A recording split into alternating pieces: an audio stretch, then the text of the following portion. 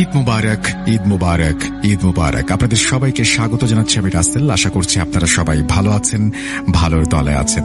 আজকে এমন একটা সময় আমি আপনাকে স্টুডিওতে আমন্ত্রণ জানাচ্ছি বা স্টুডিও সেশনে আমন্ত্রণ জানাচ্ছি, যখন আপনি হয়তো ট্রাভেল করছেন, হয়তো গ্রাম থেকে শহরে যাচ্ছেন অথবা শহর থেকে গ্রামে, কিন্তু যাচ্ছেন আপনজনের কাছে, যাচ্ছেন ঈদের আনন্দ ভাগ করে নিতে। এই মুহূর্তে আমার সঙ্গে আছেন আপনাদের অত্যন্ত পছন্দের একজন মানুষ, যিনি হচ্ছেন আফনান ভাই। তাকে আমি বলেছিলাম এবং তিনি একটা ঘটনা পাঠিয়েও দিয়েছেন। তার সেই ঘটনাটি আমি এখন আপনাদের জন্য প্লে করছি। আশা করছি আপনাদের সবার ভালো লাগবে। আজকের ঘটনাটি আমার বাসা কেন্দ্রিক নয়। আমার একটি অদ্ভুত শখ আছে। আমার গভীর রাতের লং ড্রাইভে যেতে খুব ভালো লাগে, কিংবা জঙ্গলে হরিণ দেখতে। রাতের গভীর আধারে ঘন জঙ্গলে হরিণের দুটি চোখ জ্বলজ্বল করে, দেখতে বেশ ভালো লাগে। আর সামার সিজনে অন্য সিটির কোনো লেকে চলে যাই কয়েকটি ফ্যামিলি নিয়ে। আবার ওই দিন সারাদিন ঘোরাফেরা, বারবিকিউ করে রাতে আবার বাসায় ফেরত আসি। যেতে 4 ঘন্টা, আসতে 4 ঘন্টা লাগে। যাওয়ার সময় তো ঠিক আছে, দিনের আলো থাকে, বাট ফেরত আসার সময় গভীর রাত হয়ে যায়। আমার বেশ ভালোই লাগে। দিনের বেলায় যতটা না সুন্দর থাকে এই হাইওয়েটি, কিন্তু রাতের বেলা অন্যরকম। এই হাইওয়ের রাস্তা এবং দুই পাশে ঘন জঙ্গল কিংবা ফসলের মাঠ, এগুলো দিনের বেলা দারুণ লাগে, কিন্তু রাতের বেলা যতটা না ভালো লাগে ততটাই ভয়ঙ্কর মনে হয়। আর বিপজ্জনকও হয়ে ওঠে সেই রাস্তা। হাইওয়ের রাস্তাতে সাইন থাকে যে বন্য প্রাণী আছে জঙ্গলে, রাস্তাতে যে কোনো সময় চলে আসতে পারে। একটি নির্দিষ্ট মাইলেজ দেয়া থাকে, যেমন ধরুন গাড়ি 90 কিলোমিটারে চালাতে হবে। হাইওয়ে রোডের দুপাশে ঘন জঙ্গল, ক্রিসমাস ট্রি, ম্যাপল ট্রি, আরো নাম না জানা অনেক গাছ। বাট এই জঙ্গলে কোনো মানুষের যাওয়া একেবারেই নিষিদ্ধ। এখানে একবার ঢুকে পথ চিনে মেইন রোড পর্যন্ত আসা খুবই কষ্টসাধ্য বিষয়। আর এই জঙ্গলের হরিণ, পান্ডা, ব্ল্যাক বিয়ার, হোয়াইট বিয়ার, খরগোশ, সজারু, আরো অনেক বন্য প্রাণী আছে। যাই হোক, চলে যাই মূল ঘটনাতে। আর আমরা যেই লেকটাতে যাই সেই লেকের ছদ্ম নাম দিলাম ক্রিস্টোফার লেক। প্রতি সামারের মতো এই বছরের সামার সিজনও আমরা 4টি ফ্যামিলি, যারা আমাদের ফ্রেন্ডস, তাদের নিয়ে যাই ক্রিস্টোফার লেকে। সারাদিন ঘোরাফেরা, বারবিকিউ, লেকে গোসল করা, খাওয়া দাওয়া, আরো অনেক মজা করে যখন সূর্য মামা ক্লান্ত হয়, লাল আভা ছড়িয়ে ঢলে পড়ে পশ্চিম আকাশে আর নেমে আসে সন্ধ্যা, তখন আমরা সব কিছু প্যাক করে আবার রওনা দিই বাড়ি ফেরার উদ্দেশ্যে। 4টি গাড়ি পরপর এক লাইনে একসাথে চলতে শুরু করে। এর মধ্যে নেমে আসে সেই রাতের ঘন কালো আধার। অন্ধকার ভেদ করে হাইওয়ে রাস্তা দিয়ে ছুটে চলেছে 4টি গাড়ি। রাস্তায় কোনো রোড লাইটস নেই। রাস্তার দুই পাশে ঘন কালো অন্ধকার জঙ্গল। আমাদের সামনে আমাদেরই আর এক সঙ্গী পরিবার, সাকিব ভাইয়ের গাড়ি। আমার গাড়িতে আমার স্বামী এবং সন্তানরা ছিল। সাকিব ভাই হঠাৎ ফোন দিয়ে বলে আমার স্বামীকে, ভাই আমি একটি হরিণ চাপা দিয়েছি। হঠাৎ সামনে চলে এসে আমার গাড়ি। তখন আমরা বলি, কই না তো, আমরা তো কিছু দেখলাম না। তারপর পেছনে থাকা অন্য 2 ভাইকে কল দিলাম, তারাও একই কথা বলে যে তারাও কিছু দেখেনি। তারপর সবাই ফোনে কথা বলে গাড়িগুলো সাইড করে গাড়ি থামিয়ে চেক করি। অদ্ভুত ব্যাপার হলো, গাড়িতে কোনো চিহ্ন নাই, কোনো ব্লাডও নাই, কিচ্ছু না। আমরা বললাম, ভাই এটা আপনার মনের ভুল। কিন্তু সাকিব ভাই বলে সে এবং তার ওয়াইফ দুজনই দেখে যে একটি হরিণ তাদের গাড়ির নিচে চাপা পড়েছে এবং গাড়িতে রক্ত ছিটে আছে সামনের গ্লাসে, কিন্তু আমরা কিন্তু কিচ্ছু দেখি না। আমরা চেক করলাম লাইট জ্বালিয়ে, কিন্তু গ্লাসে কিন্তু কোনো রক্তই ছিল না।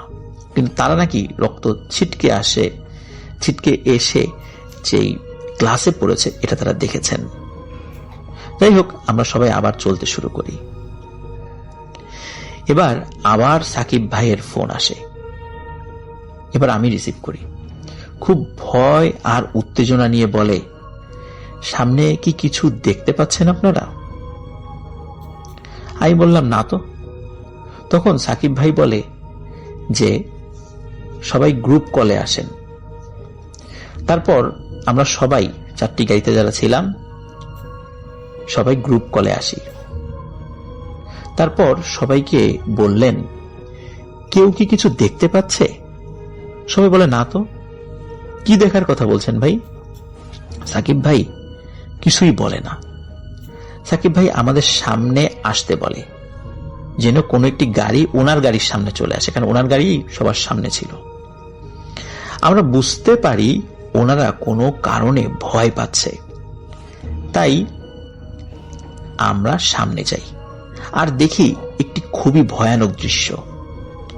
গাড়ির সামনে দেখি সাদা একটি মেয়ে, মেয়ে বললে ভুল হবে, একটি মেয়ে অবয়ব। মেয়েদের একটি লম্বা আলখেল্লা টাইপের কিছু একটা পরা, চুল দিয়ে মুখমণ্ডল ঢাকা, সামনের দিকে ফেরা না পেছনের দিকে ফেরা বোঝা যাচ্ছে না, লম্বা চুলের কারণে। মেয়ে অবয়ব ভেসে ভেসে হাওয়াতে চলছে, যেমনটা আমরা অনেক সময় ইংলিশ হরর মুভিতে দেখি, তেমন আর কি। প্রথমে আমরা ভয় পাই না, বরং ভালো করে দেখার চেষ্টা করি জিনিসটা কি। পরে যখন বুঝতে পারি এটা নর্মাল কিছু না, তখন বেশ ভয় পাই।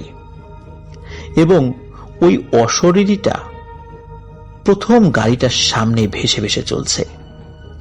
আমাদের 4টা গাড়ির মধ্যে এবং আমাদের মধ্যে কেউ আর সামনে আসার সাহস পায় না, তাই আমরাই সামনে থাকি বাধ্য হয়ে।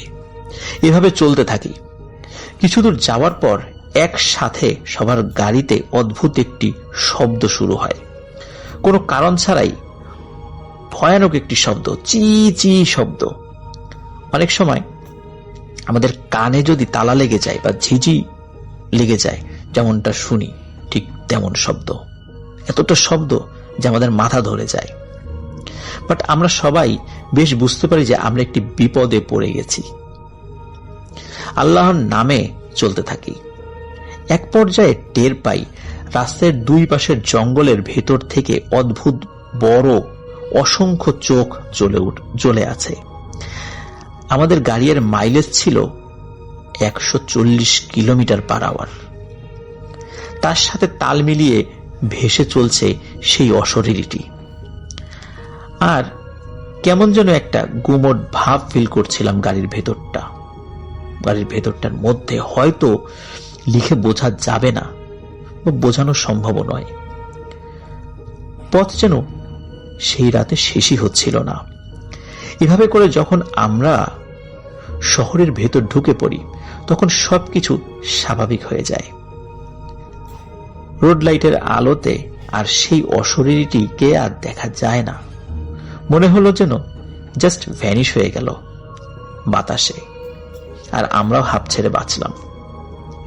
পরে খোঁজ খবর নিয়ে জানতে পারলাম ওই হাইওয়ে রাস্তাটি ভালো না, হন্টেড। 2 পাশে ঘন জঙ্গল আর ভেতরে কিছু কানাডিয়ান আদিবাসী বাস করে, যারা মূলত ব্ল্যাক ম্যাজিক করে অনেক অনেক বছর ধরে। কিন্তু অদ্ভুত ব্যাপার হলো ওই হাইওয়ে রোড দিয়ে আমরা অনেকবার আসা যাওয়া করেছি, কিন্তু কখনো হন্টেড কিছু ফিল করিনি। এইবার প্রথম এমন কিছু এক্সপেরিয়েন্স করলাম। আর আমরা বেশি মানুষ ছিলাম বিধায় হয়তো আল্লাহ তাআলার অশেষ রহমতে তেমন কোনো ক্ষতি হয়নি ওই যাত্রায়। আর আমি এখানে এসে শুনেছি কানাডিয়ান আদিবাসীরা যুগ যুগ ধরে ব্ল্যাক ম্যাজিক করে আসছে, এখনো করে। কেন করে, কি জন্য করে জানি না। তাই এই ছিল আমার এবারের ঘটে যাওয়া ঘটনা। ঘটনাটি রিসেন্টলি 2022 সালে ঘটে যাওয়া। জানি তেমন ভয়ের না, তবে আমরা বেশ ভয় পেয়েছিলাম। এটি ছিল ঘটনা। ধন্যবাদ রাখি আক্তার আপু। আসলে তেমন ভয়ের না এটি বলা যাবে না, কারণ আমার কাছে খুবই ভয় লেগেছে। আর এই ধরনের ভয়ের ঘটনা যারা ফিল করে, যারা যারা এক্সপেরিয়েন্সড হয়েছেন, তাদের কাছেই আসলে এটা রিয়েল ফিলিংটা পাওয়া যাবে যে সেটা কতটা ভয়ঙ্কর ছিল। আর ওই ধরনের ঘন ভয়ঙ্কর জঙ্গলের মধ্যে গাড়ি চালালে এমনিতেই অনেক ভয়ানক পিশাচ টাইপের জিনগুলো মানুষের দৃষ্টি বিভ্রম করে দেয়, এবং এটা হতেই পারে। এবং অনেক ক্ষেত্রে এটা হয়, মরুভূমির মধ্যে হয়, ঘন জঙ্গলের ক্ষেত্রে এটা হয়, আবার নির্জন হাইওয়েতে চললেও এটা হতে পারে। তো অসম্ভব সুন্দর একটি ঘটনা ছিল রাখি আক্তার আপু। এই মুহূর্তে আছেন আপনাদের সবার প্রিয় ডক্টর আলিফ, এবং যার ঘটনা আপনারা সবসময় শুনতে চান, শুনতে পছন্দ করেন, শুনতে ভালোবাসেন। এবং আমন্ত্রণ জানাচ্ছি আমাদের আজকের এই এপিসোডে ঘটনা শেয়ার করার জন্য। Thank you so much Rasel ভাই। আমি যে ঘটনাটা এখন শেয়ার করব সেটা হচ্ছে মিরপুরের কোনো একটা ঘটনা, এবং আমি আগেই বলে নিতে চাই মিরপুরের অনেকবারই হন্টেড, কারণ এখানে আগের থেকে নাকি অনেক জায়গাতেই গণকবর দেওয়া হয়েছিল। সেই সব বাড়ির উপরে এখন বিল্ডিং তোলা সারি সারি। এবং ঘটনা শুরু হয় যার ঘটনা আমি শেয়ার করব, তার নাম হলো অপসরা। তিনি যখন ক্লাস 7-এ পড়তেন, এক রাতে কে যেন তার বাম পা ধরে খুব জোরে টান দেয়, এবং তিনি ঘুমের ঘোরে বুঝতেই পারেন নাই কে জানি তার পা ধরে টান দিয়েছে। তো স্বাভাবিকভাবে সে অন্য পা দিয়ে ঠেলে আরেক কাত হয়ে ঘুমিয়ে পড়েন। সকাল উঠে পায়ের মধ্যে অনেক ব্যথা অনুভব করেন এবং মনে করেন গতকাল রাতে কে যেন তার পা ধরে টান দিয়েছিল। যদিও ভেতর থেকে দরজা লক ছিল, তার ভেতরে বাসার ভেতর রুমের ভেতরে কেউ ঢোকার কথা না। তো তিনি সবাইকে তাড়াহুড়া করে বাসার সবাইকে রাতে জিজ্ঞেস করে যে তাকে কেউ ডাকতে এসেছিল কিনা, এবং সবার উত্তর না, কেউ তাকে ডাকতে রুমে যায়নি। তার কিছুদিন পর তার আম্মু সকালে হঠাৎ ঘুম থেকে উঠে বলে তার মা বাথরুমে যাবার সময় নাকি কাকে দাঁড়িয়ে থাকতে দেখেছিল গতকাল। কে একজন লম্বা, তিনি বাথরুমের পাশে দাঁড়িয়ে আছে, এবং তিনি ঘুমের ঘোরে থাকার কারণে এটা প্রপারলি বুঝতে পারে নাই। যখন বাথরুমের আলোতে ঘুমের ঘোর কাটে, তখন তিনি মনে করতে থাকেন এত রাতে এত লম্বা লোকটা কে ছিল। ওয়াশরুম থেকে বের হয়ে তিনি আর তাকে দেখেন না। তার মাও সবাইকে জানায়, কিন্তু কেউ এ কথার পাত্তা দেয় না। তার 2 থেকে 3 মাস পর তার মার বড় একটা অ্যাক্সিডেন্ট হয় এবং তিনি কোমায় চলে যায়। যখন তিনি কোমা থেকে ভালো হয়ে সুস্থ হয়ে বাড়িতে ফেরেন, তখন তিনি কাউকে চিনতে পারছিল না। শুধু বলতো আমি অমুক জায়গায় যাব, আমি জায়গার নামটা বলছি না। অদ্ভুত ব্যাপার, তার বাবা এবং পরিবারের কখনো কোনো মানুষজন ওই এলাকায় যায় নাই। এমনকি এমন অবস্থা যে এক সময় গড়ায় যে তাকে বেঁধে রাখা যাচ্ছিল না, তিনি চলেই যাবে সে এলাকাতে। এমন মাঝে মধ্যে দেখা যেত যে পুটলি টুটি বেঁধে রেডি যে সে ওখানে চলে যাবে। বাসায় রাতে যখন সবাই ঘুম থাকতো, তখন তার মা চুপি চুপি দরজা খোলার চেষ্টা করত। তো ওই সময় তাদের পরিবারে অন্য কোনো সদস্য ছিল না যারা তার মার হাতে মার খায়নি।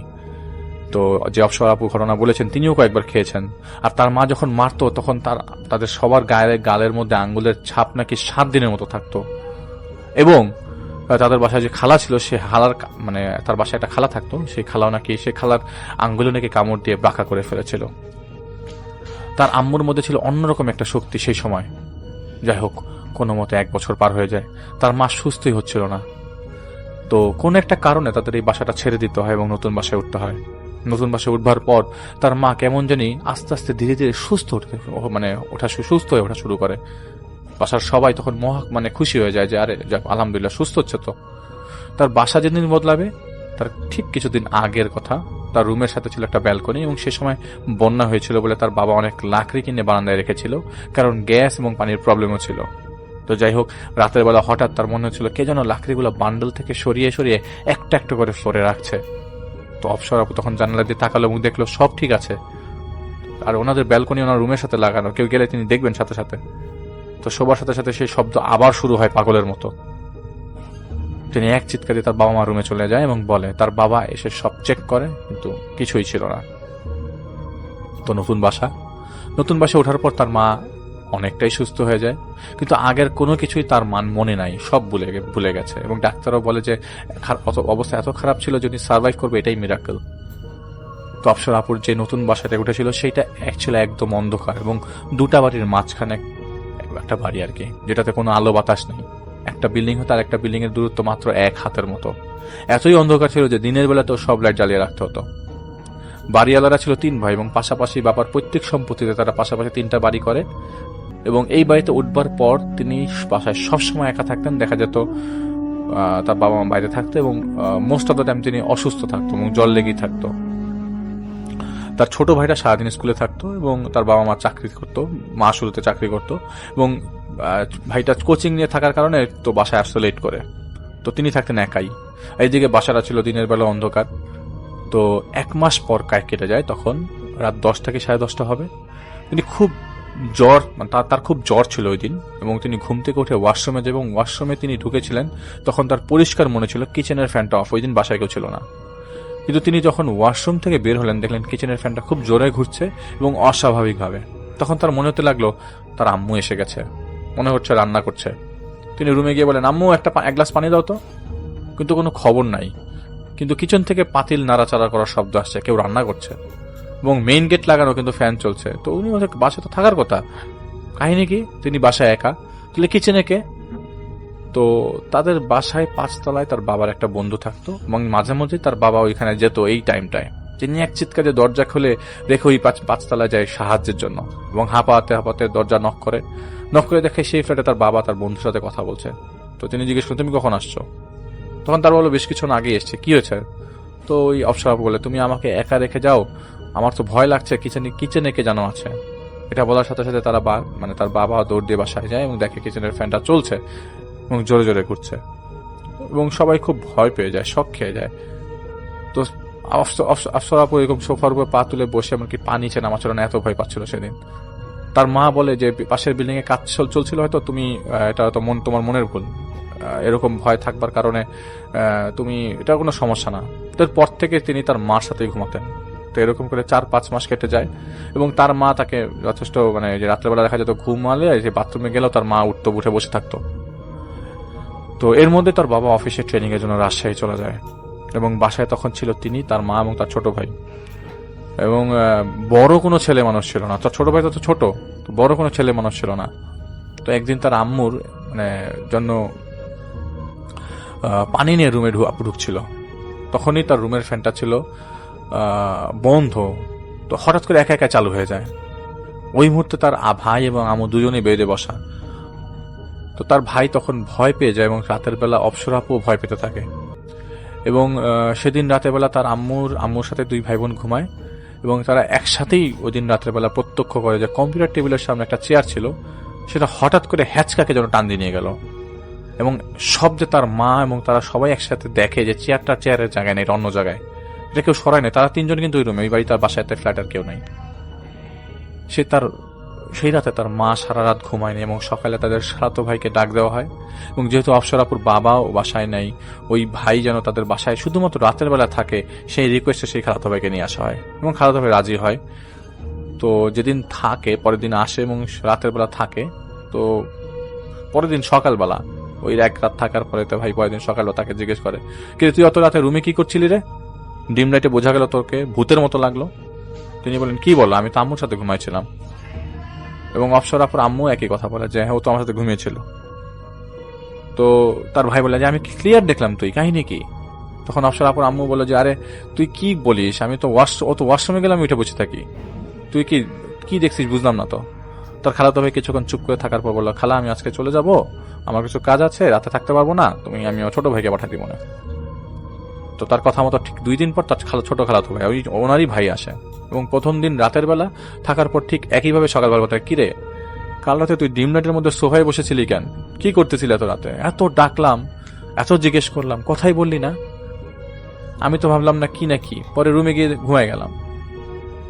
তখন তিনি বললেন, মানে অফসর আপু বলেন, কই না তো, আমি তো আমার আম্মুর সাথে ঘুমাইছিলাম। একই অবস্থা, তিনি শোনার পর বাসায় এক মুহূর্তের জন্য থাকলো না, কোন রকম ফ্রেশে বের হয়ে গেল। তাকে হাজারবার জিজ্ঞেস করা সত্ত্বেও কিছু বলল না, এবং এভাবে বেশ কিছুদিন কেটে যায় এবং তাদের বাসা খালিই থাকে। কোনো বড় আর সাহসী মানুষ নাই যে তাদেরকে ওখানে হেল্প করা কিছু একটা।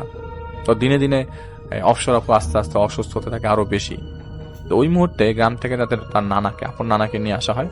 তো তার নানা ছিল 5 ওয়াক্ত নামাজি মানুষ। তিনি আসার 2 দিনের মাথায় তাকে সকালে ঘুম থেকে উঠে বলে, এই তুই একটু সাবধানে থাকবি তো।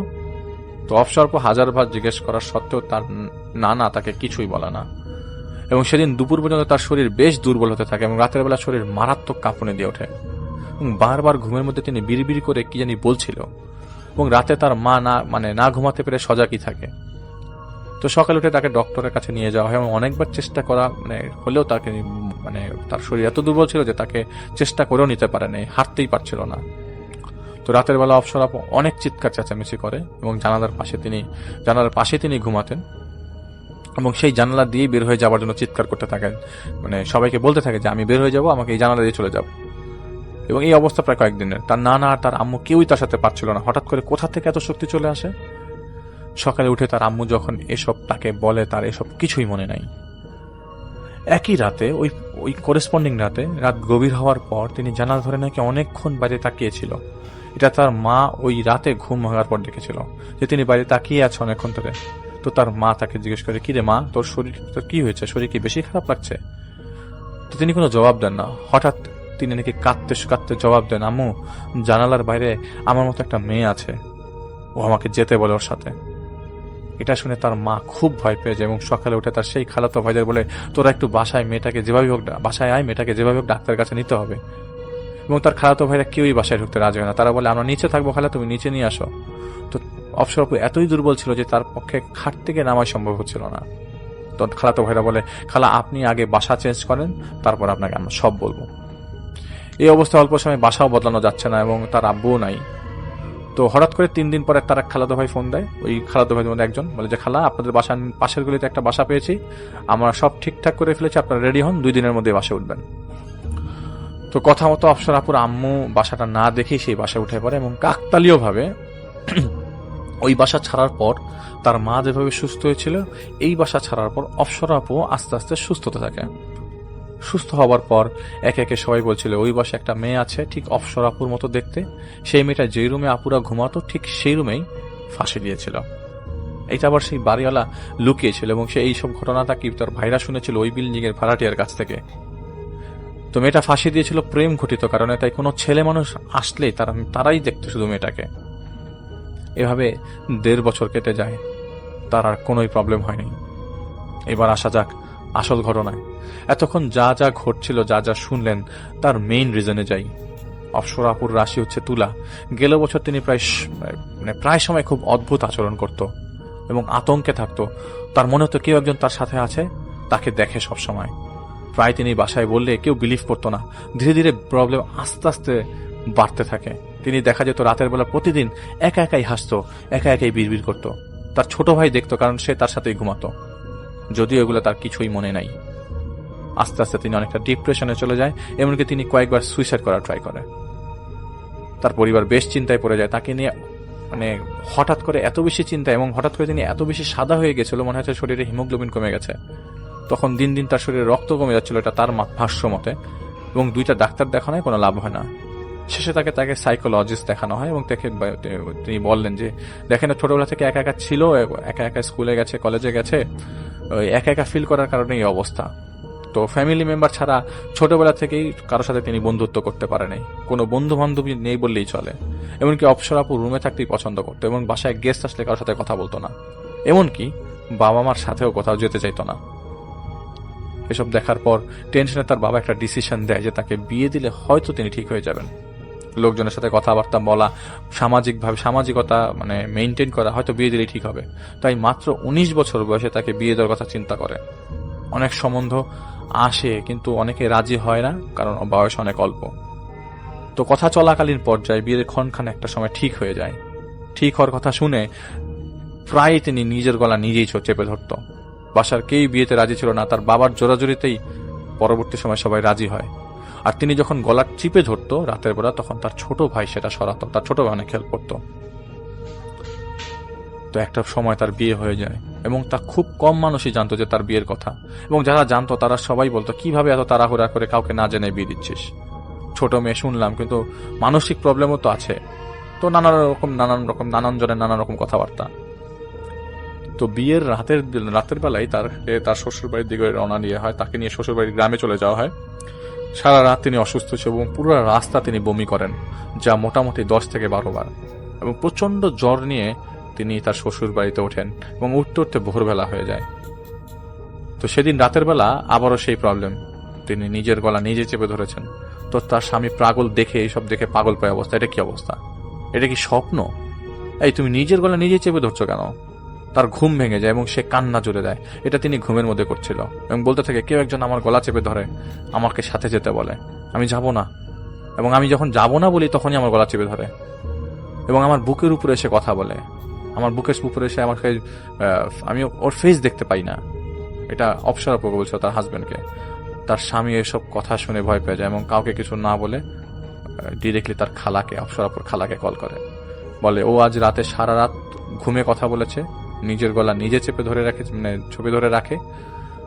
তার খালার কথা গুরুত্ব না দিয়ে বলে ও কিছু না, মেডিসিন নিতে ভুলে গেছে দেখে হয়তো প্রবলেম হচ্ছে। তো সেই রাতের পর শুরু হয় এক নতুন তুফান। সেই রাতটি ছিল এমন যে তার কাছে, মানে তার কিছুই সে রাতের ব্যাপারে মনে নাই। সেই রাতে তিনি কি করেছে তার কিছুই মনে ছিল না। তিনি ঘুমের মধ্যেই নাকি নিজেকে খামচি দিয়ে শরীরে দাগ করে দিয়েছে। তার স্বামী তাকে বারবার বলছিল ঘুম থেকে তোলার জন্য, কিন্তু তার ঘুমই ভাঙছিল না। তার হাত পা সব বাঁকা হয়ে যাচ্ছিল এবং বারবার তিনি বলছিলেন, আমি যাব না তোমার সাথে, আমি আমার স্বামীকে ছাড়বো না, তুমি আমাকে কখনোই নিতে পারবে না। তো এইসব দেখে তার স্বামী একদম পাগল পায় অবস্থা। সে যতই তাকে তোলার ট্রাই করে, তিনি ততই তাকে লাথি মেরে ফেলে দিচ্ছে বেড থেকে, এবং তিনি বলছিল, কাছে আসবি না, ও আমার ছিল, তুই কে আজ ওর কাছে চলে আসলি, আজ ওকে আমি নিয়েই যাব, তুই ওকে ছুঁয়ে অনেক বড় ভুল করে ফেলছিস, এইসব অনেক কথা। তো কোনো উপায় না পেয়ে তার স্বামী বাসার সবাইকে ডেকে তুলল এবং অপসরা আপুকে জাগানোর ট্রাই করে অনেক কষ্টে তার ঘুম ভাঙে এবং তিনি চোখ খুলতেই বুঝতে পারে অনেক দুর্বল হয়ে গেছে তিনি। ঘুম ভাঙার পর তিনি সাথে সাথে বলেন, আমি মধু খাবো। এটা বলে তিনি ঘুমানোর জন্য কান্নাকাটি শুরু করে দেয়। তো অপসরা আপুর বাসা থেকে ফোন আসতে থাকে এবং বলে যে একটা হুজুর আনা হবে। সেই হুজুর বলেছে অপসরা আপুকে যেন কোনোভাবেই রুম থেকে বের হতে না দেওয়া হয় আর ঘুমাতে যাতে না দেওয়া হয়। সেই রাতে অপসরা আপুর স্বামী, তার শাশুড়ি এবং যা সবাই ওনার হাতে থাপ্পড় খেয়েছে, শুধু একটাই কারণে, তুমি ঘুমাতে দিলেই তিনি ঠিক হয়ে যাবে। এবং ঘুমাতে দিলে দেখা যায় যে তিনি হাত পা বাঁকা হয়ে যায়, তার শরীর ঝাঁকে দিয়ে উঠে থাকে। কোনোভাবে ভোর হয় এবং সেই ভোরবেলা সকালবেলা হুজুর আসে।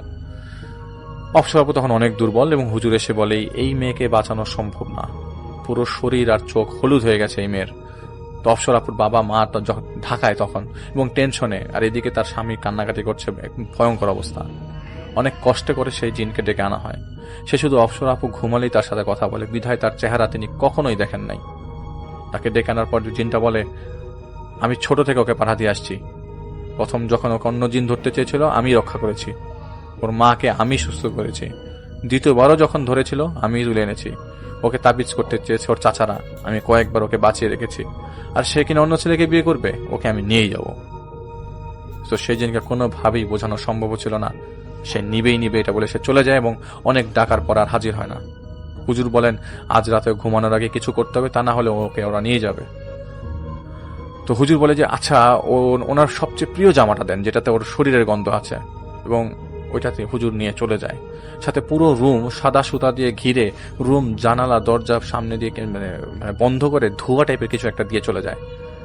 তো ওই ধোঁয়াতে কেউই কাশে না, কারোরই কোনো প্রবলেম হয় না, শুধু কেসেছিল, কাশতো খালি অপসরা আপু। তো হুজুর তার জামা নিয়ে চলে যায় এবং পরে কল দিয়ে বলে, আমি তোমাদের ঘরের পাশে যে খালটা আছে ওইখানে একটা বস্তার ভেতরে ওই জামাটা রেখে দিয়েছি, আর বলেছি এবার তুমি এই মেয়েকে নিয়ে যেতে পারো, আমরা তোমাকে দিয়ে দিলাম মেয়েটাকে। তিনি বলেন, আমি আজ আসবো না, আমি যদি আসি তাহলে সে আমার পেছনে পেছনে আসবে ঢোকার জন্য, আমি একটা তাবিজ দিয়ে পাঠাচ্ছি, এইটা মেয়েকে পারাবেন মেয়েকে যত তাড়াতাড়ি পারবেন পড়াই ফেলবেন, সেই জিন বোঝার আগেই যে তাকে বোকা বানানো হয়েছে, তা না হলে খুব ভয়ঙ্কর হবে, তাই তাড়াতাড়ি তাবিজ করতে হবে। সেই রাতে তিনি শুধু ঘুমালেন আর বাকি সবাই জেগেছিল তাকে পাহারা দেবার জন্য। সেই হুজুর রাতে অনেকবার কল দিলেন কোনো প্রবলেম হচ্ছে কিনা। না, সেই রাতে আর কিছুই হয়নি। দিন হতেই ঢাকায় ফিরে আসেন অপসর আপু। সেই হুজুর তাদের বাসায়ও আসে এবং একই অবস্থা সাদা সুতা দিয়ে ঘিরে দেয় এবং সেই ধোঁয়া দিল যারা অপসর আপুর কাছে থাকেন সবাই তাকে আশেপাশে থাকবেন তাদের সবাইকে তাবিজ দেওয়া হলো। তিনি ভালোই ছিল, ডাক্তারের কথা মতো মেডিসিন নিচ্ছিল আর হুজুরের দেওয়া ওষুধ খাচ্ছিল, কারণ তার সাথে সেই জিন থাকার কারণে তার শরীরে অনেক রক্ত কমে গেছে। তার হাত থেকে প্রায় তাবিজটা খুলে যেতে চাইতো, সেটা একবার না হয় কয়েক হাজার বার, এবং সেটা যতই টাইট করে বাধা থাকুক না কেন। এক রাতে তিনি স্বপ্ন দেখলেন, সে বলছে, আমি যাইনি, আমি আছি তোর সাথে। তোর জীবনে যখন নতুন কেউ আসবে, তোর যখন বাচ্চা হবে, আমি আবার আসব। তিনি ভয় পেতে লাগলেন, ছোট ছোট শব্দ ভয় পেতে লাগলেন। ভয় এমন পেতে লাগলেন, এই বুঝি সত্যি কেউ আসলো। সবাই ধরে নিয়েছে এটা তার মেন্টাল প্রবলেম। যে সাফার করে শুধুমাত্র সেই বোঝে তার দিনগুলো কিভাবে যায় এবং কত বাজেভাবে যায়। এমনকি অল্প সাউন্ডও তিনি চিৎকার চেঁচামেচি শুরু করে দিতেন মাঝে মাঝে। তিনি জানেন না ভবিষ্যতে কি হবেন, ভবিষ্যতে কি হতে পারে তার সাথে। ওনার প্রশ্ন একটাই, আসলে কি আসবে সে জিনটা তাকে নিতে? এটা ছিল তার ঘটনা। থ্যাংক ইউ সো মাচ আপনার ঘটনার জন্য, আপনাকে অনেক ধন্যবাদ। এবং আমরা চলে যাব আমাদের পরবর্তী অতিথির কাছে। আশা করছি যে তার যে শোনানো ঘটনাটা, সেই ঘটনাটা আপনাদের ভালো লাগবে। আমার নাম রাশেদুল ইসলাম রাশেদ। আমি ঘটনাটি লিখছি চট্টগ্রাম জেলার হাটহাজারী উপজেলার নাজিরহাট এলাকা থেকে। সেখানেই আমাদের বাসা। ঘটনাটি ঘটে আমার নিজের সাথে। ঘটনাটি পড়ে শোনালে অনেক খুশি হব। আমি তখন এসএসসি পরীক্ষা দিয়ে ইন্টার ফার্স্ট ইয়ারে ভর্তি হয়েছে। এখন আমি নাজিরহাট ইউনিভার্সিটি থেকে ফাইনাল পরীক্ষা দিয়ে বের হলাম। তারিখটা 25 ডিসেম্বর। তারিখটা মনে রাখার কারণ, সেদিন আমাদের নাজিরহাটের সবচেয়ে বড় কাউমি মাদ্রাসার বার্ষিক মাহফিল ছিল। দিনটি ছিল শীতের, যেহেতু ডিসেম্বরের শীতের সময়, তো তখন আমাদের নতুন বাড়ি করেছিল। তো আমরা চাচাদের বাসায় থাকতাম, অর্থাৎ তাদের একটা নতুন বাড়ি করা হচ্ছিল। সেই সময়টাতে তারা তাদের চাচাদের বাসায় অবস্থান করতেন। আমাদের ঘর আর আমাদের ঘর, তাদের ঘর আর আমাদের ঘর একসাথে বলা যায়। নতুন বাড়ি করার কারণে সেখানে থাকি আমি, আম্মু, ভাইয়া, আপু। আমার আব্বু কক্সবাজার জেলায় থাকেন। যেদিন ঘটনাটি ঘটে সেদিন আমরা কয়েকজন বন্ধু মিলে মাহফিলে গেলাম।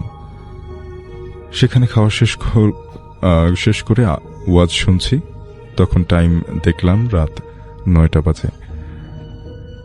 দিনটি ছিল বৃহস্পতিবার। মাহফিল থেকে চলে আসছি, বন্ধুরা বলল চলে আসবে, তাই আমিও ওদের সাথে রওনা হলাম। বড় মাদ্রাসা থেকে হেঁটে আসতে 15 মিনিট সময় লাগে। চলে আসলাম ঘরের নতুন বাড়ি করছি। সেখানে ঘুরে দেখলাম সবকিছু ঠিকঠাকই আছে। দেখলাম সব ঠিকঠাক আছে। আমি বড় আম্মুদের বাসায় আবার আসলাম। সেখানেই আমরা থাকি। আমার বড় চাচিকে বড় আম্মু বলে ডাকি। শুয়ে গেলাম তখন আমি। আমার বড় আম্মুদের 4টা রুম। একদম সামনের রুমে আমি আর আমার চাচাতো ভাই, আমার ছোট, সে তখন ক্লাস 8-এর ছাত্র। ও আর আমি শুয়ে শুয়ে ফেসবুকিং করছিলাম। তখন বাইরে একটা শব্দ হলো।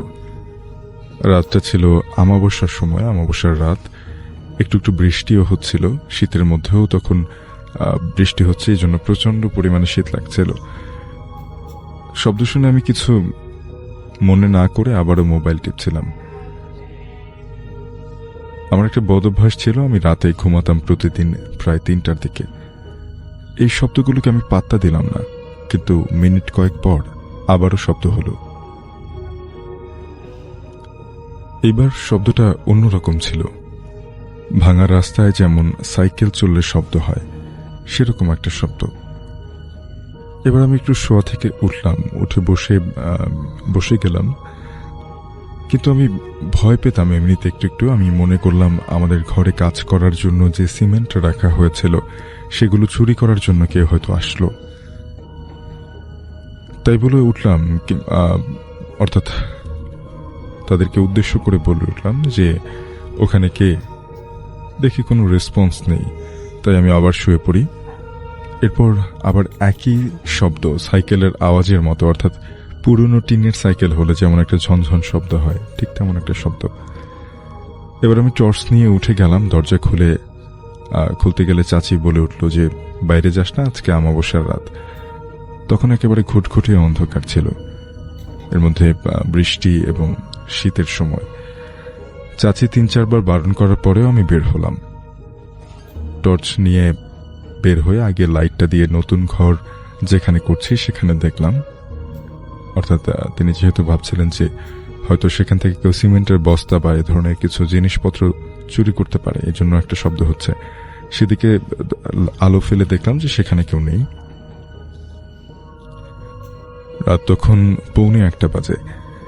মোবাইলও হাতে ছিল, ভাবলাম হ্যালুসিনেট হচ্ছে। এরপর আমি ঘরে ঢুকবো, তখনই আবার শব্দ ভেসে আসলো। এবার শব্দটা একটু অন্যরকম। এবার আমি যে শব্দটা শুনলাম সেটা একটা নূপুরের আওয়াজ। ঠিক আওয়াজটা আমাদের গেটের দিক থেকে আসছিল।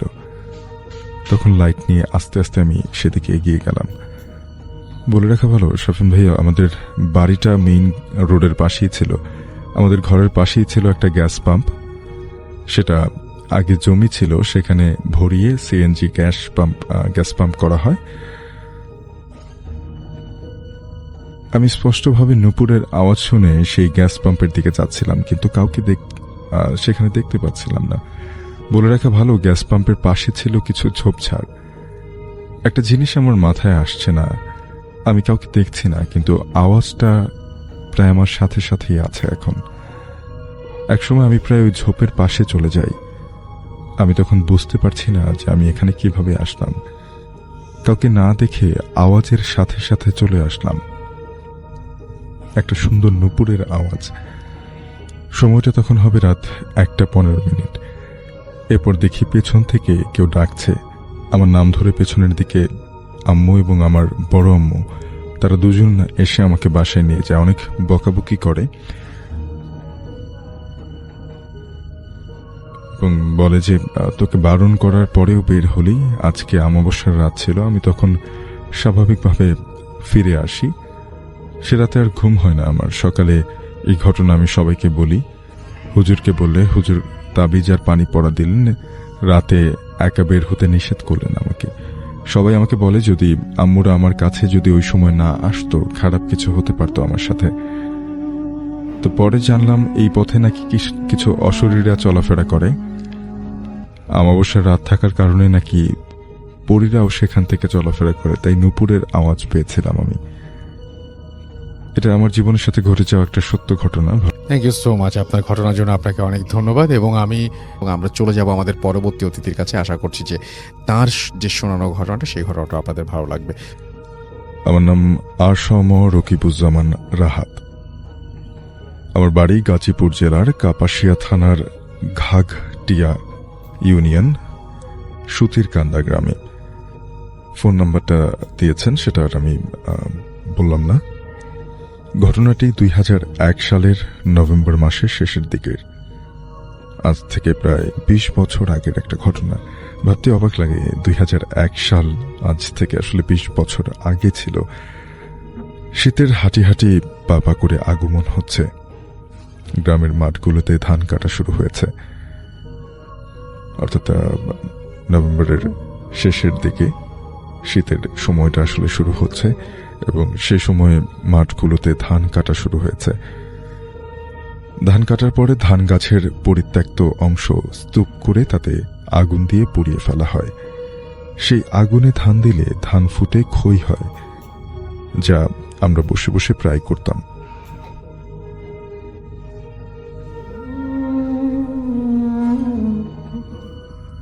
আমার এক বন্ধু তাই করছিলাম। ক্ষেতের পাশেই একটা গজারির বন রয়েছে, অর্থাৎ ধান ক্ষেতের পাশে একটা গজারির বন রয়েছে। তার মাঝ দিয়ে একটা পায়ে হাঁটার রাস্তা। রাস্তার পাশে পাশাপাশি কিছু তাল গাছ আর কদম গাছের সারি, অর্থাৎ বড় গাছের একটা সারি রয়েছে। তার কিছুটা দূরে পারিবারিক কবরস্থান, তারপর আমাদের বাড়ি। বলে রাখি, এলাকায় তখনও বিদ্যুৎ আসেনি। আমরা দুই বন্ধু আড্ডা দিচ্ছিলাম আর ধান পুড়িয়ে খই করে খাচ্ছিলাম। হঠাৎ চোখে পড়ল বড় একটা মোরগ ঘোরাঘুরি করছে। এটা দেখে আমার বন্ধু বলল, চল এটা শেয়ালের পেটে যাওয়ার আগে আমরা এটা ধরে রাতে রান্না করে খাই।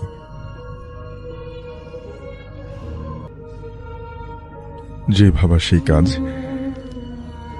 আমরা সেই মোরগটার পেছনে ছুটতে শুরু করলাম।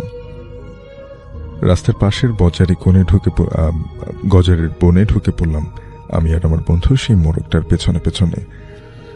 চাঁদ ছিল আকাশে, তাই অন্ধকার তেমন একটা ছিল না, অর্থাৎ একেবারে চাঁদনি রাত।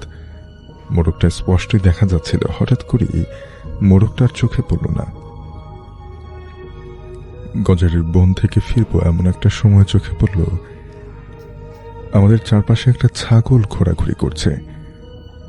এবার আমরা মোরগের কথাটা প্রায় ভুলেই গেলাম। আমরা সেই ছাগলটাকে ধরতে এটার পেছু নিয়ে বনের অনেকটা ভেতরে ঢুকে পড়লাম। এরপরে হঠাৎ করে দেখছি যে সেই ছাগলটাকে আর চারপাশে কোথাও দেখা যাচ্ছে না। আমরা বুঝতে পারছিলাম যে আমরা অনেকটা ভেতরে চলে গেছি, তাই আমরা ক্লান্ত হয়ে ফেরার কথা ভাবছি। ফিরতি পথ ধরে হাঁটা শুরু করে দেখি এই ছাগলটা আবার আমাদের কিছুটা সামনে একটা গাছের আড়ালে দাঁড়িয়ে আছে। আমরা আবারও হাঁটা শুরু করতে দেখি ছাগলটা একেবারে আমাদের সামনেই। এবারে জিদ চেপে গেল যে ছাগলটা ধরতেই হবে। একটু একটু করে এগোতে এগোতে দেখি কবরস্থানের ভেতরে চলে এসেছে। যদিও কবরস্থান পাক জায়গা, পবিত্র জায়গা, তবুও একটু মনে ভয় ঢুকে গেল। এবারে সব ধরার চিন্তা বাদ দিয়ে সোজা ফেরার চিন্তা করতেই সামনে দেখে ছাগলটা আবারও দাঁড়িয়ে আছে। আমরা প্রথম যে দেখেছিলাম সেটা সেরকম না, তার চেয়ে আকারে অনেক বড়। আমার শরীরে কেন জানি না শীতল একটা স্রোতের মতো জেঁকে বসলো সেই সময়টাতে। আমার বন্ধু বলল, কোনো দিকে তাকাস না, মাটিতে তাকিয়ে বাড়ির দিকে হাঁটাতে। আমি বিনা বাক্যে তাই করলাম, কিন্তু বাদ সাধল ভয়। হঠাৎ আমি একটা দৌড় দিলাম। বন্ধু আমার দৌড় দেখে সেও দৌড় দিল। আমরা দৌড়ে দৌড়ে ছুটে চলছি। তখন আমরা মোটামুটি নিশ্চিত যে আমরা কোনো ছাগল না, অন্য কোনো কিছুর পাল্লায় পড়েছি।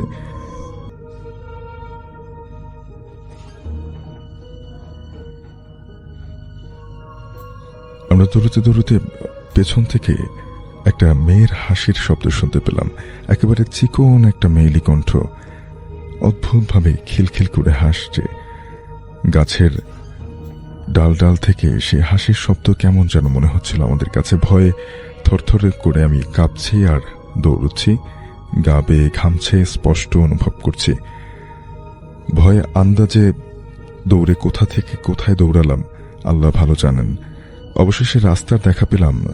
তাল গাছ কদম গাছের কাছাকাছি আসতেই আবার সেই হাসি। এবার সেই গাছগুলোর নিচ থেকে সেই হাসির শব্দ। ব্যাপারটা আরো ভয় বাড়িয়ে দিল। আমরা আবারও ভয় পেয়ে জোরে দৌড়ানো শুরু করলাম। শরীর ক্লান্তির একেবারে শেষ সীমানায় ততক্ষণে।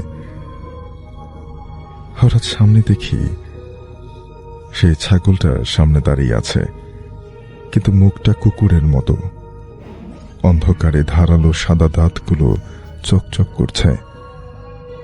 এবার আর হুঁশ রাখতে পারলাম না। সেখানেই রাস্তা থেকে ঢালুর দিকে নেমে পড়লাম। তারপর আর কিছুই মনে নেই।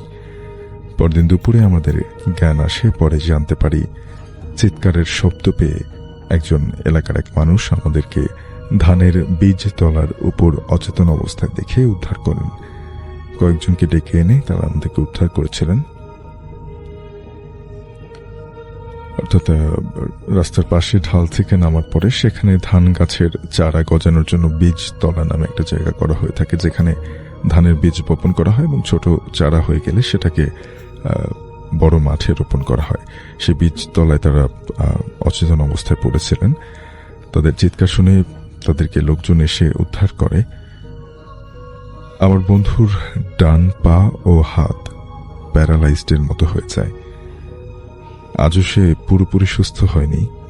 এলাকার প্রায় সবাই এই ঘটনাটি জানেন। এই জায়গার রাস্তা দিয়ে আরো আগে নাকি বাজার থেকে ফেরার পথে মানুষের সামনে বাস পড়ে থাকত। মানুষ তাই বাজার থেকে ফেরার পথে জড়ো হয়ে ফিরত, মানে অর্থাৎ অনেকজন একসাথে করে ফিরত। সেই ঘটনাগুলো আরেকদিন বলবো, তবে আজও আমার মনে এই ব্যাপারটা নিয়ে কোনো ব্যাখ্যা নেই এবং দুঃখ হয় আমার বন্ধুর জন্য।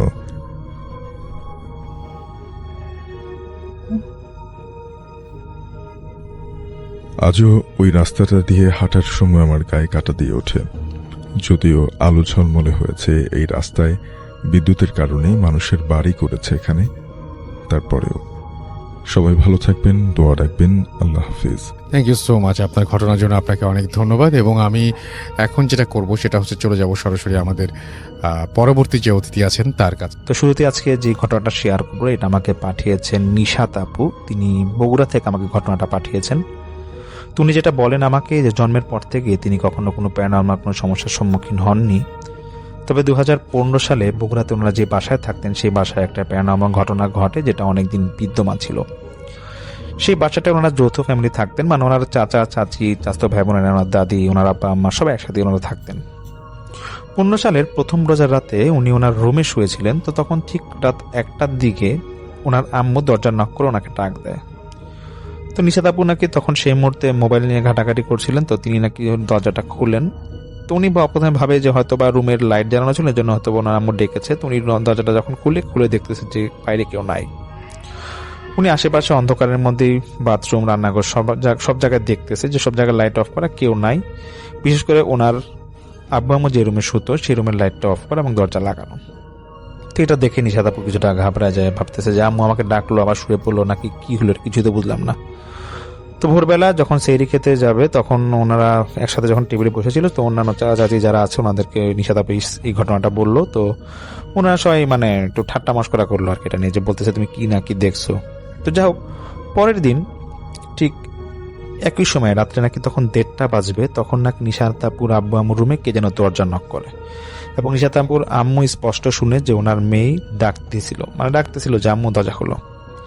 তো ওনার আম্মু ভাবে যে হয়তো দেখা যায় যে সেহরি রান্নাটা ওনার রাত্রে 1:30-2টার দিকে করে, হয়তো এই কারণে হয়তো ওনার মেয়ে ওনাকে দরজায় এসে নক করছে। তো নিশাত আপুর আম্মু নাকি দরজা খুলে উনি দেখতেছে যে বাইরে কেউ নাই এবং নিশাত আপুর রুমের লাইট অফ করা। তো ওনার মাথায় একটা জিনিস ঘুরপাক খাচ্ছিল যে নিশাত যদি আমাকে ডাক দেয়, সে তো সবসময় একবারে আমার সাথে রান্নাঘরে কাজ করে এবং সে একবারে নামাজ পড়ে ঘুমায়, তো আমাকে ডাক দিল কে। যাই হোক, উনি ওনার রান্নাঘরে কাজ করতে চলে যায় এবং নিশাত আপু নাকি 2:15 দিকে ঘুম থেকে উঠে ওনার আম্মুর কাছে রান্নাঘরে সরাসরি যায় এবং গিয়ে বলতেছে যে আম্মু তুমি আজকে একা খেয়ে উঠলা, আমাকে আজকে ডাকতেও দিলা না। তখন নিশাত আপু আম্মা বলতেছে যে তুই তো আমাকে ডাক দিলি। তো এটা বলার পর নিশাত আপু কিছুটা ভয় পায়। উনি বলতেছে যে না, আমি তো ডাকি নাই, তুমি কি মজা করতেছো নাকি। ঠিক সেদিনও সেহরির সময় যখন এটা নিয়ে কথাবার্তা হইতেছিল তখন নাকি ওনারা সবাই একটু হাসাহাসি করে। পরে নিশাত আপু ঠিক করে যে না, এরকম যদি কখনো কোনো ঘটনা ঘটে তো এটা আগের চলে একটু বলে, মানে চিন্তা করে যেন এটা কাউকে উনি বলবে না। কয়েকদিন পর হঠাৎ ওনার চাচাতো ভাই, মানে নিশাত আপুর চাচাতো ভাই রাত্রেবেলা ওনাকে একটা মেসেজ পাঠায়। তখন নাকি রাত্রে 1:45 কি 1টা বাজবে। তো মেসেজে লিখেছিল যে এরকম আপু তুমি যদি সম্ভব হয় তাড়াতাড়ি একটু বাইরে আসো, একটা সমস্যা হয়েছে। এটা বলার পর নিশাত আপু সঙ্গে সঙ্গে বাইরে যায়। তো ডাইনিং রুমের এখানে ওনার চাচাতো ভাই লাইট জ্বালায় দাঁড়ায় ছিল। তো চাচাতো ভাই বলতেছে যে আপু আমি যখন বাথরুমে যাবো উঠলাম, তখন আমি দেখতেছি যে এখানে কে জানি ডাইনিং টেবিলের চেয়ারে বসেছিল এবং পানি খাচ্ছিল বসে। তো এটা বলার পর নিশাত আপু উনি তো বুঝে যায় যে হয়তো কোনো একটা সমস্যা হয়েছে। তো উনি নাকি আশেপাশে এরকম অন্যান্য রুমগুলা দেখে যে সবাই যার যার রুমে ঘুমায় আছে। তো এটা ঘটার পরে ওনার চাচাতো ভাইকে উনি বলে যে যা দেখছিস আর এগুলো কাউকে বলিস না, হয়তো ভুল দেখছিস তুই, মানে একটু উনি ওনার চাচাতো ভাইকে বুঝায় দেয় আর কি। তো তারপরে আর এরকম 2-1 দিনের কোনো সমস্যা হয় না। কয়েকদিন পর নিশাত আপু কোনো একটা কারণে উনি রাত্রেবেলা একটু ঘুম থেকে উঠে যায়, তখন নাকি 1টা বাজবে। তো ওনাদের বাসার নিয়ম ছিল যে ওনার চাচা প্রত্যেকটা বারান্দার লাইট জ্বালায় দিয়ে তারপর উনি নাকি ঘুমাতে চলে যেতেন। তো নিশাত আপু এরকম ঘুম থেকে উঠছে, দেখতেছে ওনাদের বারান্দার লাইটগুলো অফ করা। উনি এরকম ওনাদের যে বড় একটা বারান্দা আছে ডাইনিং রুমের পাশে, সেই বারান্দায় যাবে লাইট জ্বালাতে। তো উনি দেখতেছে বারান্দার একটা কর্নারে কে যেন দাঁড়ায় আছে।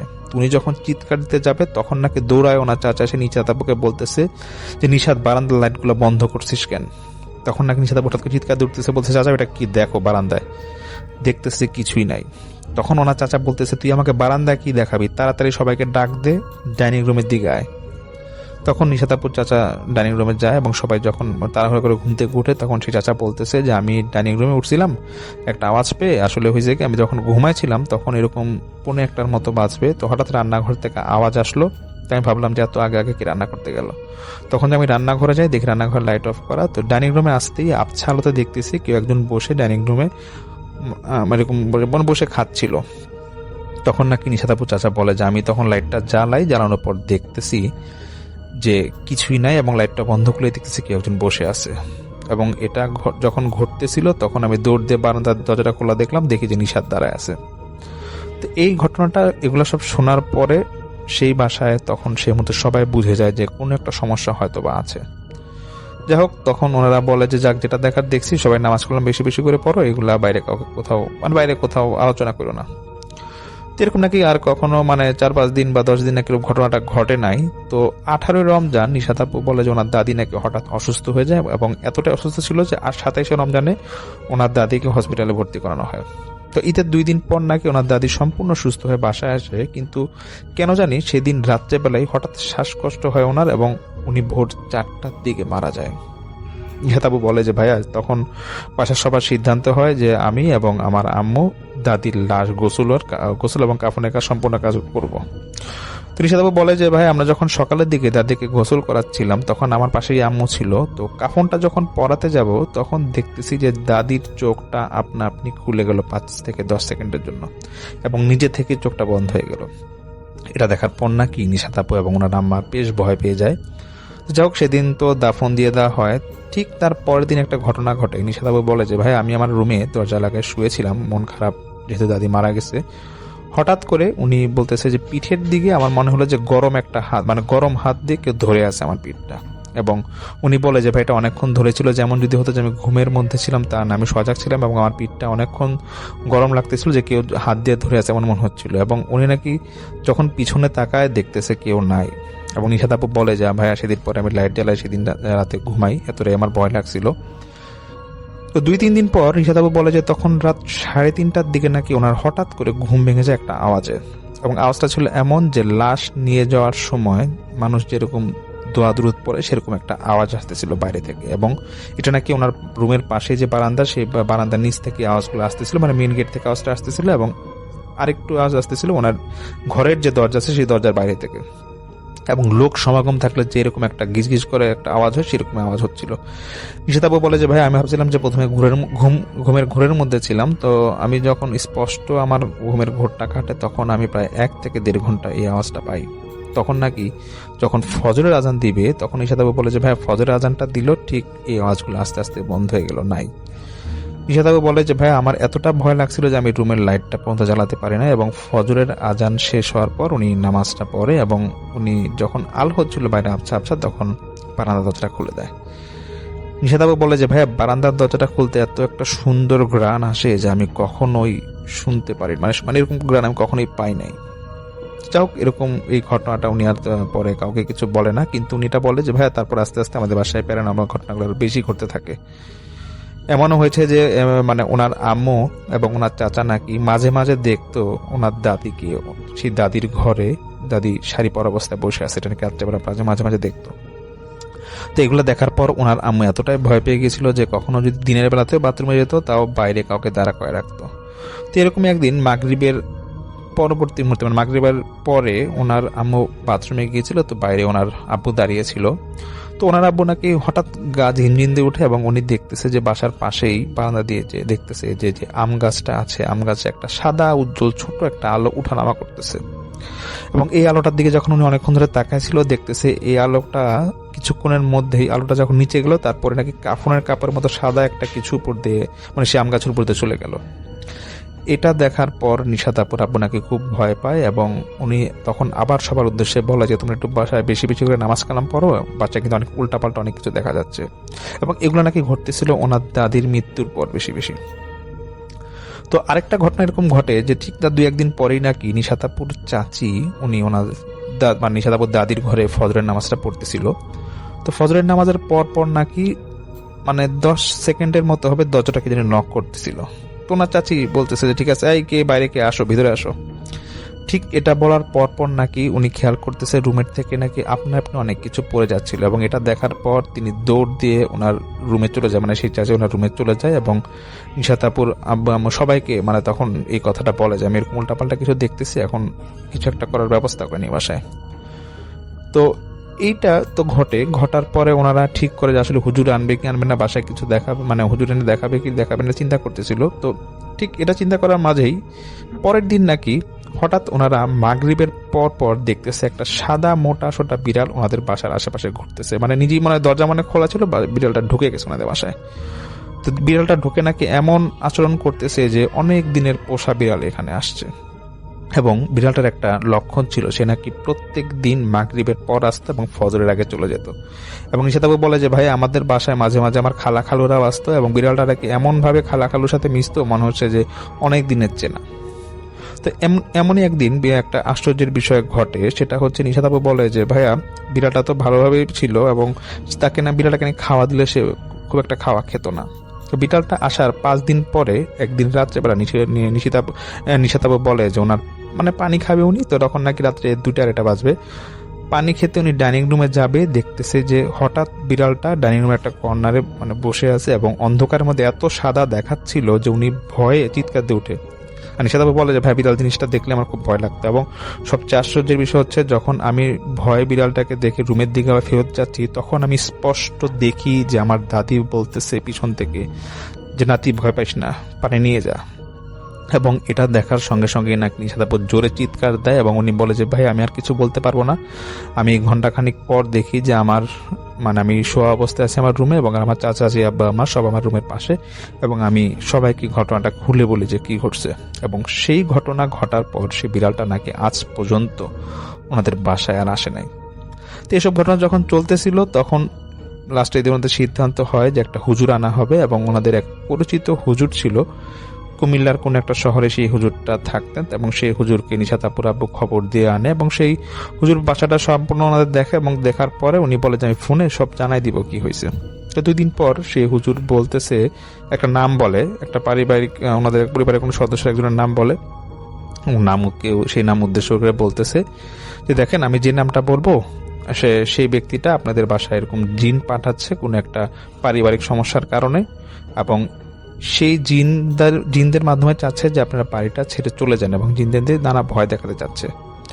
এবং তখন নিশাতাবু বলে যে ভাই আমরা যখন পরিবারের সবাই সেই নামটা শুনি এবং বুঝে যাই যে আসলে এই মহিলা এই কাজটা করতে পারে, এবং সেই হুজুরের কথা অনুযায়ী নাকি কোরআনের বেশ কিছু আমল ওনারা তেলাওয়াত করেন টানা 1 মাস। তারপর নাকি নিশাতাবু বলে যে ভাই তারপর আমাদের সমস্যাটা গিয়েছিল, কিন্তু হুজুর যখন আবারও আসে তখন নিশাতাবু হুজুরকে বলতো যে হুজুর দেখেন সবার সমস্যা গিয়েছে, কিন্তু আমি মাঝে মাঝে ফিল করি যে আমাকে কোনো একটা কিছু ভর করছে। তখন সেই হুজুর নিশাতাবুকে উদ্দেশ্য করে বলেন যে দেখেন আপনি রুমে একা থাকতেন, তো এই জন্য জিনগুলা বেশি ভয় আপনাকে দেখাতে যেত, এবং এই সমস্যাটা আপনার সচরাচর মানে এত সহজে যাবে না।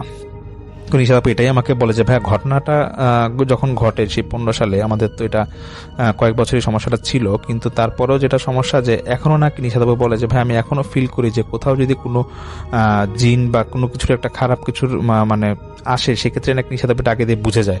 এবং উনি বলে যেরকম অনেক জায়গায় আমি গিয়েছি বা অনেক বন জঙ্গলে বা আমি দেখা যায় ঘুরতেও গিয়েছি, যখন খারাপ কিছু আশেপাশে থাকে তখন আমি নিজের থেকে কোনো জানি টের পেয়ে যেতাম। এটা নিশাতাপু আমাকে শেয়ার করে, এবং উনি বলে যে ওনার জীবনে আরো কিছু ভয়ঙ্কর ঘটনা আছে, এটা উনি সামনের দিনগুলোতে শেয়ার করবে। তো আশা করি এই ঘটনাটা আপনাদের ভালো লেগেছে।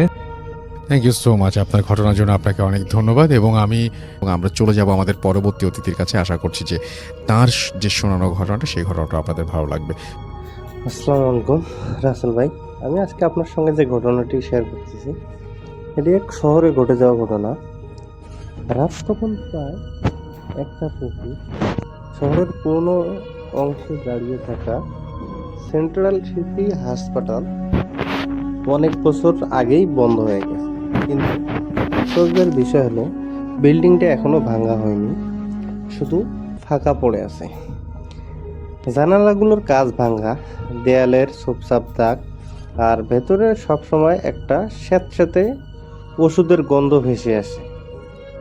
রাফি তার ইউটিউব চ্যানেলের জন্য নতুন একটা কন্টেন্ট খুঁজছিল, আর এই হাসপাতাল নিয়ে অনেক দিন ধরে গুজব শুনে সে ঠিক করলো আজ রাতেই এখানে ঢুকবে।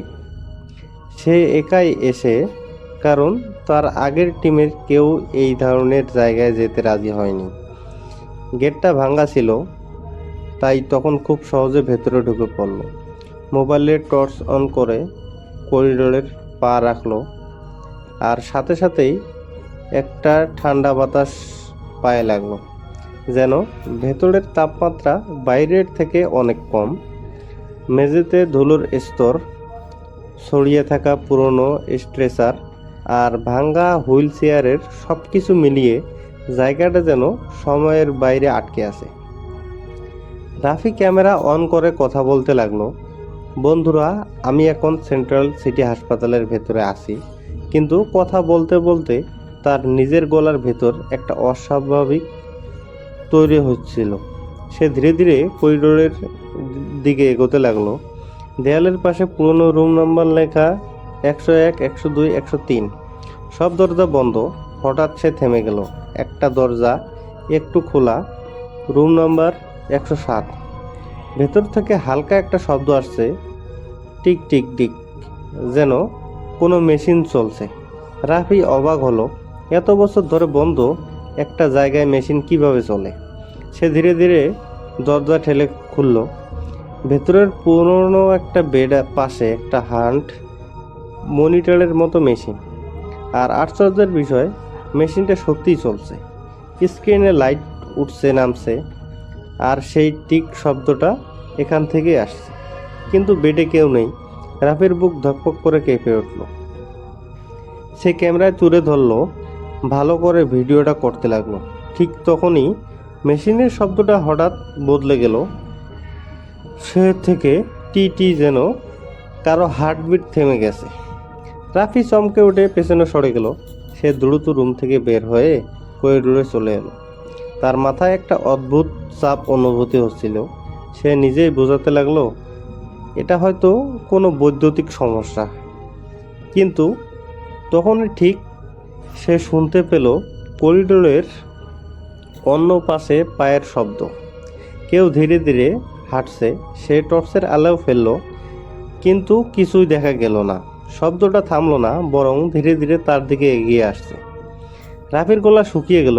সে ক্যামেরা শক্ত করে ধরে দাঁড়িয়ে রইল। কয়েক সেকেন্ড পর সে করিডোরের শেষ মাথায় একটা ছায়া দাঁড়িয়ে আছে। সাদা পোশাক, মাথা নিচু, মনে হচ্ছে একজন নার্স। কিন্তু অদ্ভুতভাবে তার পা মাটিতে ঠিকমতো পড়ছে না। ছায়াটা ধীরে ধীরে এগিয়ে আসছে। রাফি আর দাঁড়াতে পারল না। সে দৌড়ে করিডোরের পর দিয়ে অন্য দিক দিয়ে চলে গেল। একটা সিঁড়ি থেকে সে উপরে উঠতে গেল। দ্বিতীয় তলা উঠে সে থামল। তার শ্বাস ভারী হয়ে গেছে। সে পেছনে তাকালো, কেউ নেই। কিন্তু তখন সে বুঝতে পারে উপরের তলাটা নিচের থেকেও বেশি ঠান্ডা। এখানে বাতাস একটা অদ্ভুত গন্ধ, পুরনো ওষুধ আর পচা কিছু মিশ্রণ। সে ধীরে ধীরে এগোতে লাগলো। হঠাৎ সে একটা রুমের সামনে এসে থামলো। অপারেশন থিয়েটারে লেখা, দরজা বন্ধ, কিন্তু ভেতর থেকে আলোও বের হচ্ছে। রাফির বুক কেঁপে উঠল। সে নিজেকে বোঝালো হয়তো বাইরে থেকে আলো ঢুকছে। কিন্তু দরজার নিচ দিয়ে যে আলোটা বের হচ্ছে সেটা স্থির না, নড়ছে। সে ধীরে ধীরে দরজা ঠেলে খুলল। ভেতরে ঢুকে সে যা দেখলো, চারপাশের যন্ত্রপাতি আর একজন ডাক্তার দাঁড়িয়ে আছে। সাদা কাট পরা, মুখ দেখা যাচ্ছে না। ডাক্তারটা ধীরে ধীরে মাথা তুলল। তার চোখ দুটো ফাঁকা আর ঠোঁট নড়ল। দেরি হয়ে গেছে। রাফি চিৎকার করে পেছনে সরে গেল। সে দৌড়ে সিঁড়ি দিয়ে নিচে নামতে লাগলো। করিডোরে এসে থামলো না, সোজা গেটের দিকে দৌড় দিয়ে গেল। বাইরে বের হতে থামলো। ঠান্ডা বাতাস দাঁড়িয়ে সে হাসপাতে লাগলো। সে নিজেকে বোঝালো এটা বাস্তব না। সে হয়তো ভয় পেয়েছে। কিছুক্ষণ পরে সেই ক্যামেরা চেক করার জন্য ফোন বের করলো, ভিডিওটা চালু করলো। প্রথমে সব কিছু ঠিকঠাক ছিল।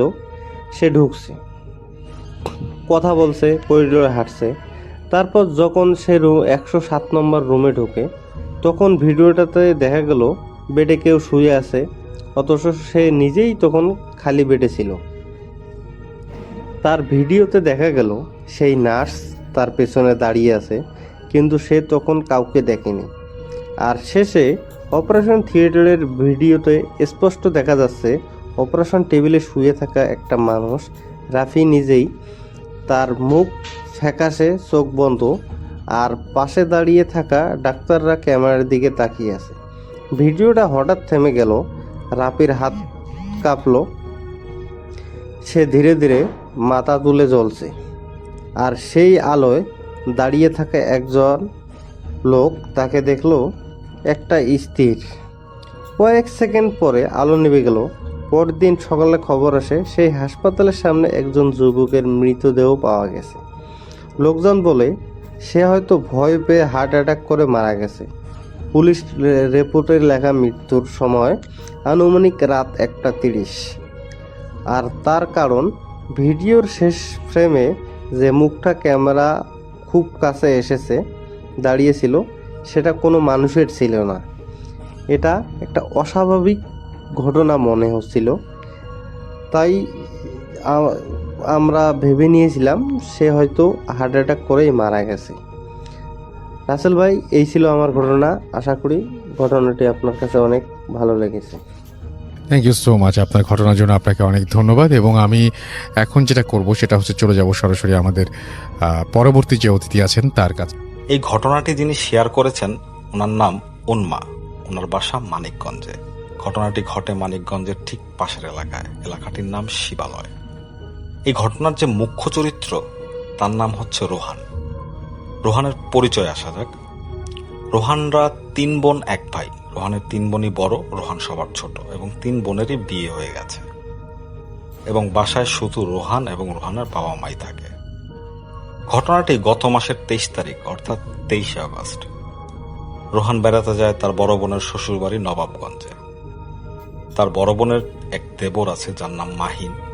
সে এবং রোহান সমবয়সী। বলে রাখা ভালো, তারা দুজনই HSC পরীক্ষার্থী। তো যেদিন নবাবগঞ্জ পৌঁছায় রোহান, সেদিন রাতের বেলা খাওয়া দাওয়া করার পর তারা দুজনই বিছানায় শুয়ে মোবাইল ঘাটাঘাটি করছিল। হঠাৎ রাত 11:30-12টার দিকে বিকট একটি শব্দ শুনতে পায় রোহান।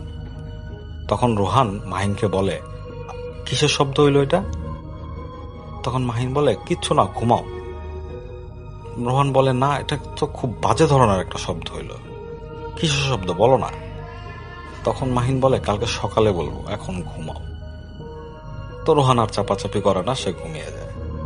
পরদিন সকালবেলা সে মাহিনকে জিজ্ঞেস করে, আচ্ছা মাহিন, কালকে রাত্রের বেলা যে শব্দটা শুনলাম এটা কোত্থেকে আসলো? মাহিন তখন বলল, সামনের বিল্ডিং এর নিচতলায় গত 1 মাস যাবৎ এক তান্ত্রিক এসে বসেছেন। সে ব্ল্যাক ম্যাজিক করে। আশেপাশের লোকজন বাড়িওয়ালাকে বিচার দিলেও সেই বাড়িওয়ালা সেই তান্ত্রিককে কিছুই বলে না। কারণ নাকি সেই বাড়িওয়ালা অনেক উপকার পেয়েছে সেই তান্ত্রিকের কাছ থেকে। তো তান্ত্রিক, ব্ল্যাক ম্যাজিক এগুলো শোনার পর রোহান খুব এক্সাইটেড ফিল করে। সে সারা জীবন গল্পেই শুনে এসেছে তান্ত্রিক, ব্ল্যাক ম্যাজিক এগুলোর কথা। তাই সে মাহিনকে খুব চাপাচাপি করে, চলো মাহিন একটু দেখে আসি লোকটাকে, শুধু দেখেই চলে আসবো। মাহিন খুবই মানা করে তাকে, কিন্তু রোহানের চাপাচাপিতে সে রাজি হয়। তো সন্ধেবেলার দিকে সে আর মাহিন দুজনেই সে বিল্ডিং এর নিচ তলায় প্রবেশ করে এবং ঢুকেই দেখতে পায় একটা রুমের দরজায় একটা পেঁচা আঁকা। তারা বুঝতে পারে যে এটাই সেই তান্ত্রিকের ঘর। প্রথমে নক করার পর কেউ দরজা খুলে না, কিন্তু হালকা একটু প্রেস করার পর অটোমেটিক দরজাটা খুলে যায় এবং তারা ভিতরে দেখতে পারে নিকষ কালো অন্ধকার। এবং ভিতর থেকে গমগমে গলায় এক লোক জিজ্ঞেস করে, কে বাইরে? তখন রোহান বলে, আমি। বলে, ভিতরে আয়। তোরা ভয় পেয়ে যায় এবং মাহিন বলে, ঢোকার দরকার নেই। তো রোহান বলে, চলো যাই ভিতরে। তোরা দুজনেই ঢুকে ভিতরে। ঢুকে দেখে পুরাটা রুম অন্ধকার এবং রুমের চারপাশে 4টা কোণায় কিছু আলো। এবং তাদের সামনে যে লোকটা পদ্মাসনে বসে আছে সে কোনো বৃদ্ধ লোক না, সে খুব অল্প বয়সী, 25 থেকে 30 বছর বয়স হবে লোকটার। এবং তার বাম হাতের নিচে একটি কালো বিড়াল, কালো কুচকুচে বিড়াল, অন্ধকারে যার চোখ দুটো জ্বলজ্বল করতেছে। তো সেই লোকটা রোহানকে জিজ্ঞেস করে, কি চাস? রোহান বলে কিচ্ছু না। কয় না, কিছু তো অবশ্যই চাস, তা না হলে এসেছিস কেন? যা, বেরিয়ে যা। তো রোহানের হাতে ঘা লাগে। সে বলে শিখতে চাই। যখন সেই কথা বলে তখন মাহিন তার হাত চেপে ধরে। কি বলি সেগুলা? রোহান বলে চুপ, আমি কথা বলতেছি। তখন সেই তান্ত্রিক বলে সাহস আছে? তখন রোহান বলে অবশ্যই। তখন লোকটা বলে সামনে বস। তখন রোহান লোকটার সামনে বসে এবং মাহিন পিছনেই দাঁড়িয়ে থাকে। তখন সেই লোকটা রোহানকে জিজ্ঞেস করে কি শিখতে চাস? তখন রোহান বলে সব শিখতে চাই, সব। বলে তুই পারবি? কয় হ্যাঁ পারবো। বলে তাহলে 7 দিন এক মনে সাধনা করতে হবে, তাহলেই থিমার আসবে। আর থিমার এমন একটা জীব যার কাছে তুই যা চাবি তাই পাবি। থিমারকে দিয়ে সব কাজ করাতে পারবি। কি রাজি? তখন এই কথা শুনে রোহান খুবই এক্সাইটেড ফিল করে। সে বলে অবশ্যই, এবং বলে তান্ত্রিক লোকটা রোহানকে বলে তো কালকে সন্ধ্যার দিকে 3টা মোরগ নিয়ে চলে আসবি। আগে চিন্তা কর পারবি কিনা। যদি পারিস, মনে সাহস থাকে, তাহলে কালকে সন্ধ্যায় 3টা মোরগ নিয়ে চলে আয়। এখন যা। পরে রোহান এবং মাহিন বেরিয়ে যায় এবং রোহান মাহিনকে অনেক আকুতি মিনতি করে যাতে তার বোনকে এই ঘটনা না বলে। তো মাহিন বলে না। তারা চলে যায় বাসায়। পরের দিন সন্ধ্যাবেলায় রোহান একাই মাহিনকে প্রথমে বলে সঙ্গে যেতে, কিন্তু মাহিন রাজি হয় না। পরে রোহান একাই 3টা মোরগ নিয়ে চলে যায় সেই তান্ত্রিকের ঘরে। তখন সেই তান্ত্রিক বলে যা, তোর সাহস আছে বোঝা যায়, আয় বয়। তারপর তাকে পাশে বসায়। বসানোর পর সে বলে এই নে, একটা কাঁসার থালা দেয়, ছোট্ট একটা থালা, একটা লাল কাপড় দেয় এবং একটা সূচ দেয়, এবং বলে রাতের বেলা গভীর রাতে এই লাল কাপড়টার উপর এই কাঁসার থালাটা রাখবি এবং তোর বাম হাতের কনিষ্ঠ আঙ্গুলিতে এই সূচ দিয়ে ফুটো করে 3 ফোঁটা রক্ত এটার মধ্যে ফেলবি। আর তোকে আমি একটা মন্ত্র দেব, চোখ বন্ধ করে এই মন্ত্রটা আওড়াতে থাকবি। যখন আওড়ানো শুরু করবি তখন তোর চারপাশে অনেক কিছুই ঘটবে যাতে তুই ভয় পাবি, কিন্তু ভয় পাওয়া যাবে না, চোখও খোলা যাবে না। যখন সবকিছু আশেপাশে নর্মাল হয়ে যাবে, তোর কাছে মনে হবে, তখন তুই চোখ খুলবি। এই সাধনাটা তোকে 7 দিন করতে হবে। 7 দিন করার পর থিমার তোর অনুসারী হয়ে যাবে। থিমারকে দিয়ে তুই যা ইচ্ছা তা করতে পারবি। তো রোহান রাজি হয়। সে তান্ত্রিকের দেওয়া লাল কাপড়, কাঁসার থালা, সুই নিয়ে চলে আসে। রাতের বেলা মাহিন এবং রোহান শুয়েছিল। যখন মাহিন ঘুমিয়ে যায় তখন রোহান উঠে। আনুমানিক রাত তখন 2:40 মতো বাজে।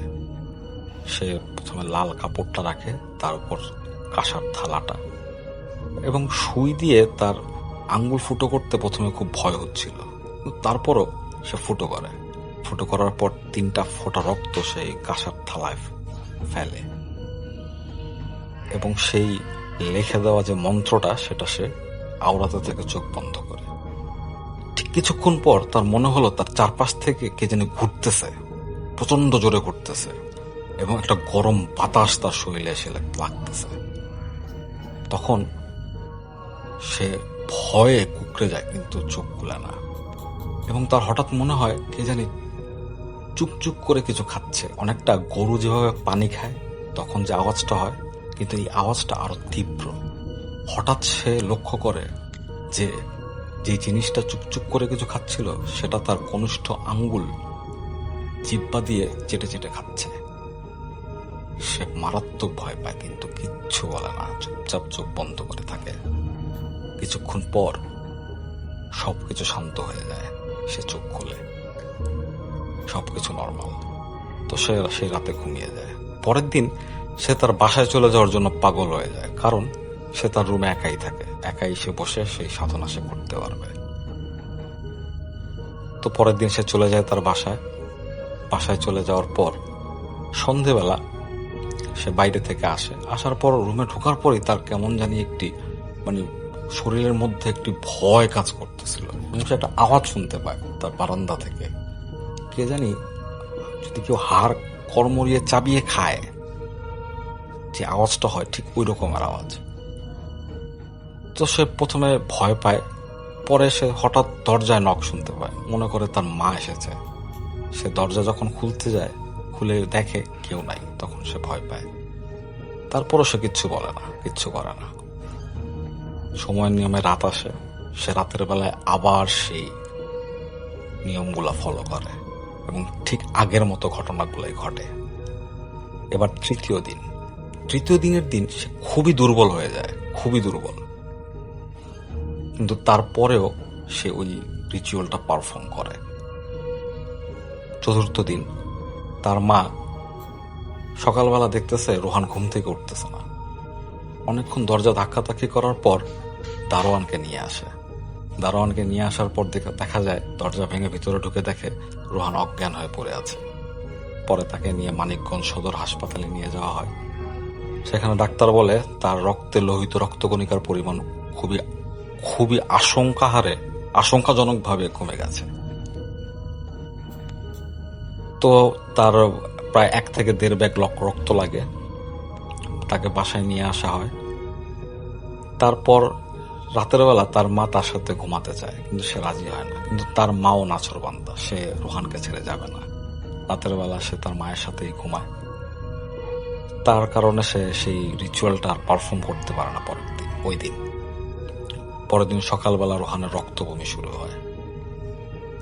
তখন তাকে নিয়ে আবার যখন হাসপাতালে যেতে চায় সবাই, তখন সে বলে না, আমি যাব না, আমার ভালো লাগতেছে। তারপরও তাকে নিয়ে জোরাজোরি করা হয়।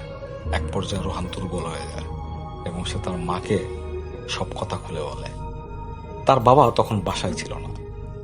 তার মা তাদের খুব পুরানো একটি দারোয়ান ছিল তাদের, সেই দারোয়ানকে ডেকে আনে এবং এই ঘটনাটা বলে যে এই অবস্থা রোহানের হচ্ছে। তখন সেই দারোয়ান বলে, আমাদের এলাকার ইমাম সাহেবকে আমি নিয়ে আসি, ইমাম সাহেব হয়তো কিছু করতে পারবে। তো সেই মাগরিবের নামাজের পর ইমাম সাহেবকে নিয়ে আসা হয়। ইমাম সাহেব ঘরে ঢুকেই, রোহানের ঘরে যখন ঢুকতে যাবে, তখন সে বলে না, আমি ঘরে ঢুকবো না, ওকে বাইরে নিয়ে আসেন। তো তাকে বাইরে নিয়ে আসা হয়। বাইরে নিয়ে আসার পর তার মার কাছ থেকে আগে ইমাম সাহেব সবকিছু শুনে পরে বলে যে সেই লাল কাপড়, কাঁসার থালা এবং সুই 3টা নিয়ে আসা হোক তার সামনে। তো তার সামনে যখন নিয়ে আয়না রাখা হয়, তখন সে বিড়বিড় করে একটি দোয়া পড়ে এবং কিছুক্ষণ পর বলে, আপনার ছেলেকে তো ভোগ দেওয়া হয়েছে। তখন তার মা আটকে ওঠে, ভোগ মানে? তখন ইমাম সাহেব বলে, কোন এক অশরীরীর ভোগে পরিণত হয়েছে আপনার ছেলে। এটা সারানো আমার পক্ষে সম্ভব না, কিন্তু আমার এক ওস্তাদ আছে, সে সারাতে পারবে। আমি ওস্তাদের নাম্বার আপনাদের দিচ্ছি, আপনারা তার সাথে ফোনে কন্ট্যাক্ট করুন। তখন তার মা বলে, ফোনে কন্ট্যাক্ট করা লাগবে না, আপনি আমাদের তার কাছে নিয়ে যান। তো পরদিন সকালবেলা ইমাম সাহেব তাদের নিয়ে তার ওস্তাদের কাছে যান এবং ওস্তাদকে উনি আগেই বলে রাখছেন যে এই ঘটনা ঘটছে রোহানের সাথে। তো ওস্তাদ আগে থেকেই রেডি ছিলেন। তাদের একটা রুমে বসানো হয় এবং রোহানের পাশে আরেকটি ছেলেকে বসানো হয়, যে ছেলেটা মিডিয়াম হিসাবে কাজ করে। রোহানকে বসানো হয়, রোহানের মাকে বসানো হয় এবং রোহানের চাচা এসেছিলেন তার সাথে। তারা যখন বসছেন, কিছুক্ষণ পর ওস্তাদ বিভিন্ন রিচুয়াল পারফর্ম করার পর সেই ছেলেটার উপরে সেই বিধর্মী জিন, যার নাম হচ্ছে ধিমার, তাকে নিয়ে আসে। সে ধিমার আসার পর খুবই রেগে যায়। সে চিৎকার করতে থাকে এবং বলতে থাকে, আমাকে তোরা কোন সাহসে রেখেছিস, তোদের এত সাহস? তখন ধিমারকে সেই ওস্তাদ বলেন যে, কেন এই ছোট ছেলেটাকে কষ্ট দিচ্ছ? তখন বলে, না, ও তো আমার ভোগ, ও স্বেচ্ছায় আমার ভোগ হয়েছে, আমি ওকে ছাড়বো না। তখন ওস্তাদ বলে যে, ও না বুঝে করছে, তুমি ওকে ছেড়ে দাও। বলে না। এই কথা বলে সে ওস্তাদকে বিভিন্ন ভাষায় গালাগালি শুরু করে, তুচ্ছ-তাচ্ছিল্য শুরু করে। তখন ওস্তাদ তাকে বলে যে, তুমি তাকে ছেড়ে যাবা কি না? তখন সে ধিমার বলে, অসম্ভব, তোর বাবার সাধ্য নাই আমাকে এই ছেলেটার কাছ থেকে সরায়। এই কথা বলার সাথে সাথেই ওস্তাদ সেই কাঁসার থালার ভেতর কেরোসিন ঢেলে সেই লাল কাপড়টা এবং সুইটা আগুনে পুড়িয়ে দেয়। সাথে সাথে থিমার চিৎকার করে ওঠে বলে যে আমার রক্ত লাগবে, তোরা যদি আমাকে রক্ত দিতে পারিস তাহলে আমি এই ছেলেটাকে ছেড়ে দেব। তখন ওস্তাদ বলে, তুই কি চাস? বলে, আমাকে 3টা কালো খাসি দিতে হবে, তা না হলে আমি এই ছেলেটাকে ছাড়বো না। তখন ওস্তাদ বলেন, আচ্ছা ঠিক আছে, তোর কথা অনুযায়ী 3টা খাসি দেওয়া হবে তোকে, তারপরও তুই এই ছেলেটাকে ছেড়ে দিস, ছেড়ে চলে যা। তখন থিমার বলে, আচ্ছা আগে দিয়ে নে, তারপর দেখব। তখন ওস্তাদ বলে, না, তোদের কথায় কোনো বিশ্বাস নেই, তোরা অবিশ্বাসী, তোরা ধোঁকাবাজ, সত্যি করে বল তুই ছেড়ে যাবি কিনা। তখন থিমার বলে, হ্যাঁ যাব, আমাকে 3টা খাসি দিলেই আমি চলে যাব। তো কিছুক্ষণ পর সেই থিমার চলে যায় এবং সেই যে মিডিয়াম ছেলেটা থেকে সে অজ্ঞান হয়ে পড়ে যায়। পরে তার মাথায় পানি দিয়ে তাকে জ্ঞান ফেরানো হয় এবং রোহানের মা এবং ইমাম সাহেবকে ওস্তাদ পাঠিয়ে দেন এবং ওস্তাদ ইমাম সাহেবকে বাকি আর যা রিচুয়াল আছে ওগুলা শিখিয়ে দেন। পরের দিন মাগরিবের পর রোহানকে তার ঘরে, তাদের বাড়ির সামনের দরজার সামনে নিয়ে এসে দুধ দিয়ে গোসল করানো হয়। গোসল করিয়ে পাক পবিত্র করে তাকে ঘরে ঢোকানো হয় এবং সেই দরজার কাছেই, বাড়ির দরজার কাছে 3টা খাসি রেখে দেওয়া হয় এবং বলে কেউই ঘরের বাইরে বের হবেন না আজকে রাতে। তো সে রাতটা কোনো মতো পার হওয়ার পর পরের দিন সকালবেলা রোহানের মা লক্ষ্য করে রোহান আস্তে আস্তে যেন সুস্থ হয়ে উঠতেছে। এই এত সব কাহিনী কিন্তু রোহানের বড় বোন জানতো না, রোহানের মাও তার বড় বোনকে বলে নাই। তো পরদিন সকালবেলা, ওই ঘটনার পরদিন সকালে তিনি তার বড় মেয়েকে ফোন দেন। ফোন দিয়ে সব ঘটনা বলার পর তার বোন খুব অবাক হয়ে যায়, বলে সেই তান্ত্রিক তো আজকে সকালে মারা গেছে, তাকে তাদের বাসার ছাদে পাওয়া যায় মৃত। যখন বাড়িওয়ালা ডাক্তার ডেকে আনে তখন ডাক্তার বলে তার মৃত্যু হয়েছে রক্ত শূন্যতায়, তার সারা মুখ সাদা হয়ে গেছিল, তার শরীর সাদা হয়ে গেছিল। তারপর ধীরে ধীরে আস্তে আস্তে রোহান সুস্থ হয়ে ওঠে। এটাই ছিল মানিকগঞ্জ থেকে পাঠানো উন্মার কাহিনী। Thank you so much. আপনার ঘটনার জন্য আপনাকে অনেক ধন্যবাদ। এবং আমি এখন যেটা করব সেটা হচ্ছে চলে যাব সরাসরি আমাদের পরবর্তী যে অতিথি আছেন তার কাছে। এই ঘটনাটা ঘটে যখন রাকিব ভাই ক্লাস 10-এ পড়তেন তখন। এটা কত সালের ঘটনা আমাকে বলা হয় নাই। তো রাকিব ভাই যখন ক্লাস 10-এ পড়তো তখন ওনার বাসা থেকে ওনার স্কুলের দূরত্ব ছিল পায়ে হেঁটে গেলে প্রায় 20 মিনিট।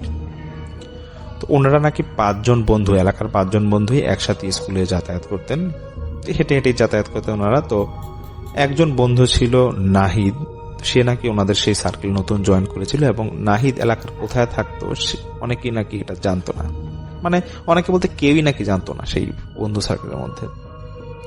তো একদিন স্কুল ছুটির পর যখন ওনারা বাড়িতে ফিরবেন তো এক বন্ধু বলে উঠতেছে যে আমরা তো সবসময় অনেক কিছু নিয়ে গল্প করি, তো আসো আজকে আমরা ভৌতিক কোনো ঘটনা নিয়ে গল্প করি। তো ওনারা হাঁটতে হাঁটতে এরকম একজনের ঘটনা শেয়ার করতেছে। তো নাহিদ ভাইয়ের পালা যখন আসে তখন নাহিদ ভাই বলতেছে সবাই তো ঘটনা শেয়ার করলা, তো জিন কিভাবে হাজির করতে হয় এটা কি তোমরা জানো?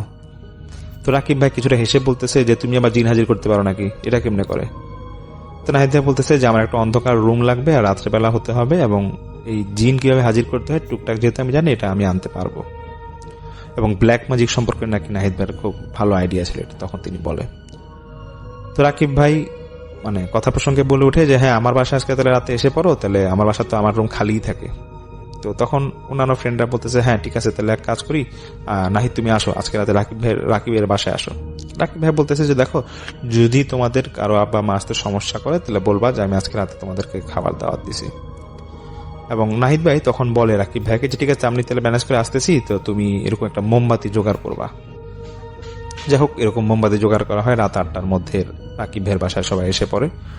তো রাকিব ভাইয়ের বাসায় যারা ছিলেন তারা হচ্ছে ওনার আব্বা আম্মা একটা রুমে থাকতো, রাকিব ভাইয়ের দাদু থাকতো একটা রুমে, ঠিক রাকিব ভাইয়ের পাশের রুমে। তো ওনার দাদি অনেক আগেই মারা গিয়েছে, তো দাদু একাই থাকতো।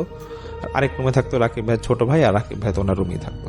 যাই হোক 8টার সময় নাকি এরকম সেদিন রাত 8টার সময় নাকি ওনার সব বন্ধু বান্ধব এসে পড়ে, টোটাল 5 জন ছিল রাকিব ভাই সহ।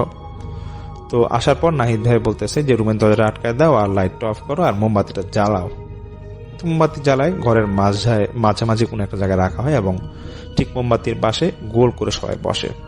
তো নাহিদ ভাই হঠাৎ করে বলতেছে যে তোমরা সবাই মানে গোল করে যেহেতু বসছো, একজনের হাত আরেকজন শক্ত করে ধরো। তো ওরা নাকি একটু ঠাট্টা মস্করা করতেছিল যে নাহিদ কি না কি বলে, ক্লাস 10-এ পরে ও নাকি জিন আনতে পারবে। তো নাহিদ ভাই নাকি এরকম অনেকক্ষণ ধরে মানে কিছু একটা পড়তেছিল, পড়তে পড়তে হঠাৎ করে নাকি মোমবাতিটা নিভে যায় এবং এই নিভার সঙ্গে সঙ্গেই রাকিব ভাইয়ের রুমে যে লাইটটা ছিল সেই লাইটটা নাকি ফেটে যায়, মানে খুব আওয়াজ করে ফেটে যায়। এটা ফাটার সঙ্গে সঙ্গে ওরা নাকি যারা ছিল তারা একটু হঠাৎ ভয় পেয়ে চিৎকার দিয়ে ওঠে এবং পাশের রুম থেকে রাকিব ভাই দাদু আসে, বলছে কি হয়েছে তোমাদের চিল্লাচ্ছ কেন? তো ওরা কথাটা ওইরকম মানে অন্যদিকে মন নিয়ে নেয়, বলতেছে যে না কিছু হয় না, আমরা ভয় পেয়ে গেছিলাম একটু, লাইট অফ করে দিয়েছে তো এর জন্য। তো বলছে ও আচ্ছা ঠিক আছে, আরেকটা লাইট আছে জ্বালায় রাখো। তো এরকম লাইট এটা জ্বালানো হয় এবং দাদু চলেও যায়, আর কাউকে ঘরের কাউকে কিছু বলা হয়নি। তো রাতে খাওয়া দাওয়া করে সবাই সেদিনের মতো চলে যায়। তো ঠিক পরের দিনই রাকিব ভাইয়ের কোনো একটা কারণে স্কুলে যাওয়া হয় নাই, ওনার মনে হয় বাসায় কোনো গেস্ট এসেছিল। 2 দিন পর থেকে ঘটনাটা শুরু হয়। তো 2 দিন পর রাত্রেবেলা 2:30টার দিকে রাকিব ভাই যখন ঘুমাচ্ছিল তখন তিনি হঠাৎ করে একটা স্বপ্ন দেখতেছে, যে স্বপ্নের মধ্যে দেখতেছে যে ওনার রুমের দিকে একটা বয়স্ক মহিলা আসতেছে, যার চেহারাটা ছিল মানে এই সিটের ঝলসা দিলে মানুষের চেহারা যেরকম থাকে না সেরকম ছিল, এবং মহিলাটার দাঁতগুলো নাকি প্রচন্ড বাজেভাবে নড়তেছিল এবং রাকিব ভাইকে নাকি গলা চাপ দিয়ে ধরবে এরকম একটা অবস্থায়। তো এটা যখন উনি স্বপ্ন দেখতেছে উনি ভাবতেছে তো খারাপ কোনো স্বপ্ন হয়েছে। তো চোখটা যখন খুলবে রাকিব ভাই বলে যে চোখ খোলার পরও নাকি তিনি সেম জিনিসই দেখতেছে, যে সেই বয়স্ক মহিলাটা ওনার ঠিক খাটের পায়ের কাছে এরকম দাঁড়ায় আছে। এবং এটা দেখার পর রাকিব ভাই নাকি হঠাৎ করে ভয় পেয়ে যায় এবং রুমে লাইটটা জ্বালাই দিয়ে দৌড় দিয়ে ওনার পাশে দাদুর ঘরে চলে যায় এবং দাদুকে বলতেছে দাদু আমি তো অনেক ভয় পাইছি, এর জন্য ভয় লাগতেছে, তোমার রুমে একটু শুভ। তো দাদু বলছে ঠিক আছে তুমি শো। পরের দিন স্কুলে যখন তিনি যায় রাকিব ভাই, তিনি তখন ওনার যে বন্ধু বান্ধব আছে সবাইকে শেয়ার করতেছে যে এরকম গতকাল রাতে এরকম একটা স্বপ্ন দেখছি। তো আশ্চর্যের বিষয় নাকি ছিল এটা, সেলিম ভাই আমাকে বলে রাকিব ভাই ওনাকে বলেছিলেন যে সেই স্বপ্ন নাকি ওনার প্রত্যেকটা ফ্রেন্ড দেখেছিল, যে ফ্রেন্ডগুলা সেই রাকিবের বাসায় এরকম জিন হাজির করার জন্য গিয়েছিল। তবে সেদিন নাকি রাকিব ভাইয়ের সেই বন্ধু বান্ধবদের সাথে নাহিদ ভাই ছিল না, মানে যিনি এই জিনগুলাকে হাজির করার জন্য গিয়েছিলেন রাকিবের বাসায়। তো 1-2জন বলতেছে নাহিদ কোথায়, নাহিদ আসলো না কেন? তো ওদের মধ্যে একজন ফ্রেন্ড বলতেছে যে নাহিদ তো কয়েকদিন ধরে স্কুলে আসতেছে না।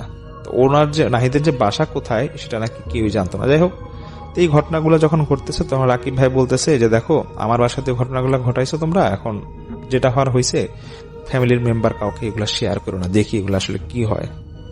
কয়েকদিন নাকি এরকম প্রায় নাকি ওদের ফ্রেন্ড সার্কেল সবাই সেম স্বপ্ন দেখতো এবং ওরা এটাও ঠিক করছিল যে কোনো হুজুরের কাছে ওরা যাবে নাকি। কিন্তু রাকিব ভাইয়ের একটাই কথা যে দেখি আমরা আরো কয়েকদিন কি হয়, কোনো ক্ষতি তো আমাদের হচ্ছে না। তো 5-6 দিন পরে রাকিব ভাইয়ের আম্মা উনি রাকিব ভাইকে বলতেছে যে রাকিব রাত তো প্রায় 9টা বাজে, আমি তো ভুলে গেছি ছাদ থেকে কাপড় আনতে, তুমি একটু কষ্ট করে কাপড়গুলো নিয়ে আসো। তো রাকিব ভাই একটু সাহস দেখায়, উনি ছাদে যায়। ওনার এতটা ভয় তখন কাজ করছিল না। তো ছাদে যাওয়ার পর যখন উনি সব কাপড় নেয় ওনার শেষ হয়, উনি দেখতেছে ছাদে একটা কর্নারে কেউ একজন দাঁড়ায় কাঁদতেছে। এটা দেখার পর রাকিব ভাই চিন্তা করছে কি ব্যাপার, আমার রুমের তো আমাদের ছাদে তো এরকম তালা মারা থাকে, তো হঠাৎ করে ছাদে উঠলো গে। উনি যখন ডাকতে যাবে যে কে, এটা যখন বলতেছে দেখতেছে যে আবছা আলোতে সেই বয়স্ক মহিলাটা, এবং এটা কাছে আস্তে আস্তে রাকিব ভাইয়ের কাছে আসতেছে এবং আসার একটা পর্যায়ে নাকি রাকিব ভাইয়ের গলা চেপে ধরছে। রাকিব ভাই কিছু বলতে পারবে না এবং রাকিব ভাই সঙ্গে সঙ্গে অজ্ঞান হয়ে যায়। পরের দিন রাকিব ভাই উনি অজ্ঞান হওয়ার পর যখন সেন্স আসে তখন ওনার আব্বা আমা বলতেছে যে তোর মানে কি হয়েছে, তুই রাতে কি করছিলি? রাকিব ভাই খুব কান্নাকাটি করতেছে, বলতেছে যে আম্মা গতকাল রাতে যা করছে আমি এটা কিছুই বলতে পারবো না, আমার প্রচন্ড ভয় লাগতেছে। তখন একজন হুজুর আনা হয়, হুজুর এনে ঝাড়ফুঁক দেওয়া হয়। তখন রাকিব ভাই একটু সাহস পায় এবং বলতেছে যে আমি খারাপ কিছু একটা দেখছিলাম, যে বয়স্ক আমার গলা চাপ দিয়ে ধরছে।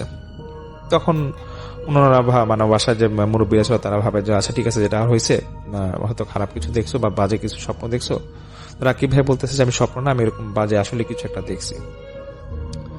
তো এটা দেখার পর রাকিব ভাই আবার এটা শেয়ার করে না যে ওনার বাসায় ওনার বন্ধু বান্ধবরা আসছিল জিন হাজির করার উদ্দেশ্যে, সেটা উনি শেয়ার করে না। তো হুজুর যায়, হুজুর চলে যাওয়ার পর খুব একটা উপকার হয় নাই, ঠিক আবার আগের সমস্যা দেখা দেয় এবং আগের সমস্যা দেখা দেওয়ার পর নাকি সমস্যাটা আরো আস্তে আস্তে বাড়তেছিল। এবং বাড়তে বাড়তে এটা এমন একটা পর্যায়ে গেছে এখন নাকি রাকিব ভাই মানে নিজের থেকে চাচ্ছে যে ওনার ফ্যামিলিকে জানানোর জন্য, কিন্তু আসলে জানাতে পারছিল না। মানে ওনার মধ্যে একটা ভয় কাজ করতো, মানে যখনই জানাতে যাবে উনি নাকি কখনোই এরকম ওনার আব্বা আমাকে বলতে পারতেছিল না। কিন্তু উনি একটা নতুন অভ্যাস মানে ওনার মধ্যে হয়ে ওঠে যে উনি এদের পর থেকে মানে বেশি ভয় লাগলেই উনি ওনার দাদুর সাথে একসাথে ঘুমাতো। তো এরকম উনি যখন একদিন ওনার দাদুর সাথে ঘুমাবে, তো হঠাৎ উনি কোনো একটা মেয়ের কণ্ঠ নাকি পাচ্ছিল রাত্রেবেলা, ঠিক 1:30 কি 2টার দিকে। তো মেয়ের কণ্ঠটা পাওয়ার পরে তিনি চোখ মিলে দেখতেছে যে পাশের বাসায় একটা মেয়ে ছিল, ওর নামটা হলো মিম। তো দেখতেছি সেই মিম ওনার বাসায় আসছে। তো রাকিব ভাই হঠাৎ করে ভয় পেয়ে যায়, উঠে বসে যায়, বলছে মিম তুমি এত রাতে এখানে কেন আসছো? এটা বলেই নাকি রাকিব ভাই মানে মিমকে উদ্দেশ্য করে দেখে মানে বাইরে চলে যাচ্ছিল। যখন মেন গেট দিয়ে বের হবে হঠাৎ করে যখন মানে জোরে আওয়াজ আসতেছিল, ওনার আব্বা আমাকে ঘুম থেকে উঠে যায় এবং রাকিব ভাই হঠাৎ করে ওনার সেন্স আসে, বলতেছে রাকিব ভাই আব্বা বলছে তুই বাইরে কই যাচ্ছিলি? রাকিব ভাই বলে আমি কিছু বলতে পারবো না, আমাকে মিম ডাকতেছিল। কিসের মিম ডাকতেছে, তুই এরকম জোরে জোরে আওয়াজ করতেছিলি কেন? এটা বলার সঙ্গে সঙ্গেই মানে রাকিব ভাই নাকি এবং ওনার আব্বা আম্মা নাকি একটা জোরে আওয়াজ পাচ্ছিল, যেটা ওনার দাদুর ঘর থেকে আসতেছিল। ওনার দাদু ঘরে নাকি সবাই তখন সে মুহূর্তে যায়। দাদুর ঘরে গিয়ে তখন দেখতেছে দাদু চিৎকার করে বলতেছে যে খবিশটা আবার আসছে। তখন রাকিব ভাইয়ের আব্বা বলতেছে ওনার দাদুকে উদ্দেশ্য করে যে বাবা আপনি কি দেখছেন?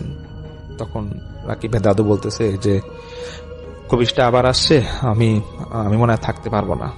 তখন যখন ওনাকে বারবার জিজ্ঞেস করা হচ্ছিল যে কি সমস্যা বলেন তো, তখন সেই দাদু বলতেছে যে আমি তো ঘুমাইছিলাম, একটা বাজে স্বপ্ন দেখতেছিলাম, স্বপ্নে দেখলাম যে একটা নীরব রাস্তা এবং তোর আম্মা দাঁড়ায় আছে এবং সেখানে তার হাসিটা খুব বাজে আকৃতির ছিল এবং আমাকে বলতেছে যে কই যাবি? এবং আমি চোখ মেলে যখন ঘুম থেকে উঠেই দেখতেছি যে রাকিব নাই এবং রাকিবের জায়গায় শুয়ে আছে তোর মা, মানে রাকিব ভাইয়ের আব্বাকে উদ্দেশ্য করে বলতেছে, মানে রাকিব ভাইয়ের দাদি পাশে শুয়েছিল। তো এটা দেখার পরে নাকি উনি চিৎকার দিয়ে ওঠে এবং তখন নাকি রাকিব ভাইয়ের আব্বা বলতেছে যে আব্বা তাহলে এখানে চিৎকার করার কি হলো? তখন সেই দাদু মানে রাকিব ভাই দাদু বলতেছে যে তোরা কিছুই জানিস না, এটা অনেক একটা বড় ঘটনা। তখন সবাই রাত্রেবেলা বলতেছে যে বড় ঘটনা মানে আপনি সব কি বলতেছেন, রাত্রেবেলা কি হয়েছে বলেন তো? তো সেই মুহূর্তে নাকি রাকিব ভাই দাদু বলতেছে যে দেখো তখন আমি জোয়ান ছিলাম, তো তোমার মানে রাকিব ভাইয়ের বাবাকে বলতেছে যে তোর মার সাথে আমার তখন বিয়ে ঠিক হয়, তোর মা খুব সুন্দর ছিল, তো এই জন্য আমি বিয়ের প্রস্তাবে না করি নাই। তো আমাদের বিয়ের পর সংসার খুব ভালোই চলতেছিল। তো কয়েকটা দিন যাওয়ার পর আমি বুঝতে পারি যে তোর মাকে জিনে আসর করেছে এবং তোর মা প্রতিদিন সন্ধ্যায় গরুর দুধ দোয়ায় কোথায় যেন নিয়ে যেত এবং অনেকক্ষণ পর সে আসতো। এগুলো আমি যখন জিজ্ঞেস করি তখন তোর মা কখনো উত্তর দেয় নাই। 1 বছর যাওয়ার পরে আমি বুঝতে পারলাম যে জিনটাকে খুব বাজেভাবে আসর করছে এবং অন্য মানুষের যে সাহায্য নেবে এটা আমি বলতে পারতেছিলাম না, কারণ আমার তখন প্রায় 1 বছর মানে প্রায় নতুন বিয়ে বলা যায়। তো এরকম মানে যখন ঘটতেছিল তার কিছুদিন পরেই নাকি রাকিব ভাইয়ের বাবার জন্ম হয় এবং তখন সেই দাদু বলতেছে যে আমি কিছুতে বুঝাতে পারছিলাম না তোর মাকে যে এগুলা কিভাবে বাদ দেওয়া যায়, যতই বলি ততই ওটা জিনের প্রতি সে আসক্ত হতো এবং জিনদেরকে সে ভোগ দিতে এরকম দুধ নিয়ে যেত সবসময়। এরকম ঘটতে ঘটতে নাকি মানে এতটাই বাজে অবস্থা ছিল যে একদিন নাকি এরকম কোন একটা কোথা থেকে জানিস সে একটা মাথার খুলে নিয়ে আসে, মানে সেই দাদি উনি মাথার খুলে নিয়ে আসে, কোন ব্ল্যাক ম্যাজিক করবে কাকে উদ্দেশ্য করে মানে এই ব্যাপারে নিয়ে আসে মাথার খুলি। ঠিক কয়েকদিন পরে নাকি সে কোন একটা ওই ব্ল্যাক ম্যাজিকের কোন একটা কারণে সে নিজেই মারা যায় এবং দাদু তখন নাকি খুব কান্না করতেছিল যে তারপর থেকে তোর মা মারা গেল, আমি তো আর কিছুই বলতে পারবো না, খুব কান্নাকাটি করতেছে। তখন নাকি সেই রাতে সবাই দাদুকে সান্ত্বনা দেয় এবং বলতেছে তুমি হয়তো খারাপ কিছু থেকে স্বপ্নের মধ্যে এগুলো বাদ দাও, এটা তুমি ভুলে যাই, সবকিছু মানে সব ভুলে যাবো, কালকে সকালে কথা হবে। ট্রেনে সবাই ঘুমায় যায়, তারপর তার কোনো সমস্যা হয় না। তো সেই দাদু পরের দিন সকালে ঘুম থেকে উঠে আবার বলতেছে যে দেখ গতকাল রাতে যেটা ঘটছিল আমি সত্য কথাই বলতেছি, তো এটার পরে আরো ঘটনা আছে। তো তখন সে আবার বাসার মেম্বাররা বলতেছে কি হয়েছে আগে আবার বলেন তো। তখন সেই দাদু বলতেছে যে তোর মা যখন মানে রাকিব ভাইয়ের আব্বাকে উদ্দেশ্য করে বলতেছে যে তোর মা যখন মারা যায় তখন তো আমার আর কেউ নাই, কারণ আমার তুই ছিলি একমাত্র, আমার কেউ নাই, কিন্তু আমার মধ্যে খুব একটা খারাপ জিনিস কাজ করতো। আমি প্রায় রাতে তোর মাকে স্বপ্ন দেখতাম এবং স্বপ্ন দেখতাম যে তোর মা খুব বাজে আকৃতির চেহারা নিয়ে আমার কাছে আসতো এবং খুব কাকতামিনতি করে আমাকে বলতো যে তোকে নাকি নিয়ে যাবে এবং এটা বলার পর আমি না এগুলো নিয়ে খুব ভয় পেতাম, তোকে নিজে তোকে আবার কোনো খারাপ কিছু হাসো করে নাকি। তো উনি নাকি বলতো যে প্রায় রাতে নাকি মানে সেই দাদু নাকি প্রায় রাতে স্ত্রী মানে ওনার ওয়াইফ এরকম চিৎকার শুনতো এবং জানলা দিয়ে নাকি ওনার বউ ওনাকে ডাকতো এবং ঠিক ওনার বউয়ের মতো অবয়ব নিয়ে কেউ একজন আসতো। তো এটা শোনার পর রাকিব ভাইয়ের বাবা বলতেছে যে এগুলো তো তুমি কখন আমাকে আগে বলো না, তুমি এখন কেন বলতেছো? তখন সেই দাদু মানে উনি বলতেছে, মুরব্বী দাদু বলতেছে যে আমি তোকে কখনো তোর ক্ষতি হবে দেখে বলি নাই, কিন্তু আমি বুঝলাম এটা আবার কেন এখন আবার আসলো। তখন সেই দাদু বলতেছে যে এরকম যখন সমস্যা হচ্ছিল সেই মুহূর্তে আমি একজন হুজুর আনছিলাম, একজন বড় মাপের হুজুর আনছিলাম। তো সেই হুজুর বলছিল যে এরকম যে আপনার স্ত্রী এরকম ব্ল্যাক ম্যাজিক করতো এবং সে একটা খারাপ জিনের চক্করে পড়ে গেছিল। ঠিক আছে, সমস্যা নাই, সেই জিনটা হয়তো তাকে এরকম মেরে ফেলছে, কিন্তু সেই জিনটাকে আমি বোতলবন্দি করতেছি। তো একটা জিনিস মনে রাখবে যে আপনার বাড়িতে কখনো এরকম ব্ল্যাক ম্যাজিক যেন কেউ না করে বা জিন হাজির করতে হবে এই কাজগুলো যাতে কেউ না করে, তাহলে এই বোতলবন্দি জিনগুলা মানে ওরা যে কোনো মুহূর্তে ছাড়া পেয়ে যাবে। তো সেই দাদু বলতেছে যে এই বাড়ির কোনো এক জায়গায় আমি এই বোতলবন্দি করে জিনগুলা রাখছিলাম, তো আমি বুঝলাম না যে জিনগুলো আবার কিভাবে ছাড়া পাইলো, এবং জিনগুলো ছাড়া পাইলে এরকম ভয় দেখায়। এর আগেও আমাকে ভয় দেখাইছিল, এখন আবার এই গতকাল রাতে আমি সেই স্বপ্ন সেই জিনিসগুলো আবার দেখলাম। তো এটা শোনার পর রাকিব ভাই তো পুরো আকাশ ভেঙে পড়ানোর মধ্যে মানে এমন একটা অবস্থা, রাকিব ভাই নিজেই নাকি বলতেছিল সেই সেলিম ভাইকে যে ভাই আমি তখন বুঝে যাই যে আমি যে বন্ধু নাহিদকে আনছিলাম ওকে আনার ফলে আমার এই সমস্যাটা হয়েছে, এবং ও নিশ্চিত সে এরকম ব্ল্যাক ম্যাজিক বা জিন এরকম কিছু আনতে চাইছিল। তখন নাকি রাকিব ভাই ওনার দাদু এবং ওনার আব্বাকে সম্পূর্ণ ঘটনা বলে যে আব্বা এরকম আমার বন্ধু বান্ধব যখন আসছিল আমরা মজা করে এরকম জিন আনার ব্যবস্থা করতে গেছিলাম, কিন্তু এই সমস্যাটা মানে তখন থেকে শুরু হয়। তখন রাকিব ভাইয়ের আব্বা দাদু রাকিব ভাইকে অনেক বুঝায় বলে, দেখো যেটা হওয়ার হয়েছে এটা নিয়ে তুমি ভয় পাও না, আমরা দেখি আর বড় হুজুর কবিরা জানবো। পরবর্তীতে নাকি কোনো এক বড় কবিরাজকে আনানো হয় ওনাদের বাসায়, এবং তারপর আবার সেই বাজে জিনগুলাকে বোতলবন্দি করা হয়। তো রাকিব ভাই শুধু এটুকুই বলে যে এই ঘটনাগুলোর পর থেকে নাহিদকে কখনো আর স্কুলে দেখা যায় নাই, আর নাহিদ কোথায় থাকে কেউ তো জানতোই না। অনেক নাকি খোঁজাখুঁজি করা হয়েছিল যে নাহিদ কোথায় থাকে বা ওর বাসার ঠিকানা কই, কিন্তু যেই ঠিকানা ওনারা পায় সেই ঠিকানা মতো গিয়েও নাকি নাহিদ নামে কাউকে পাওয়া যায় নাই।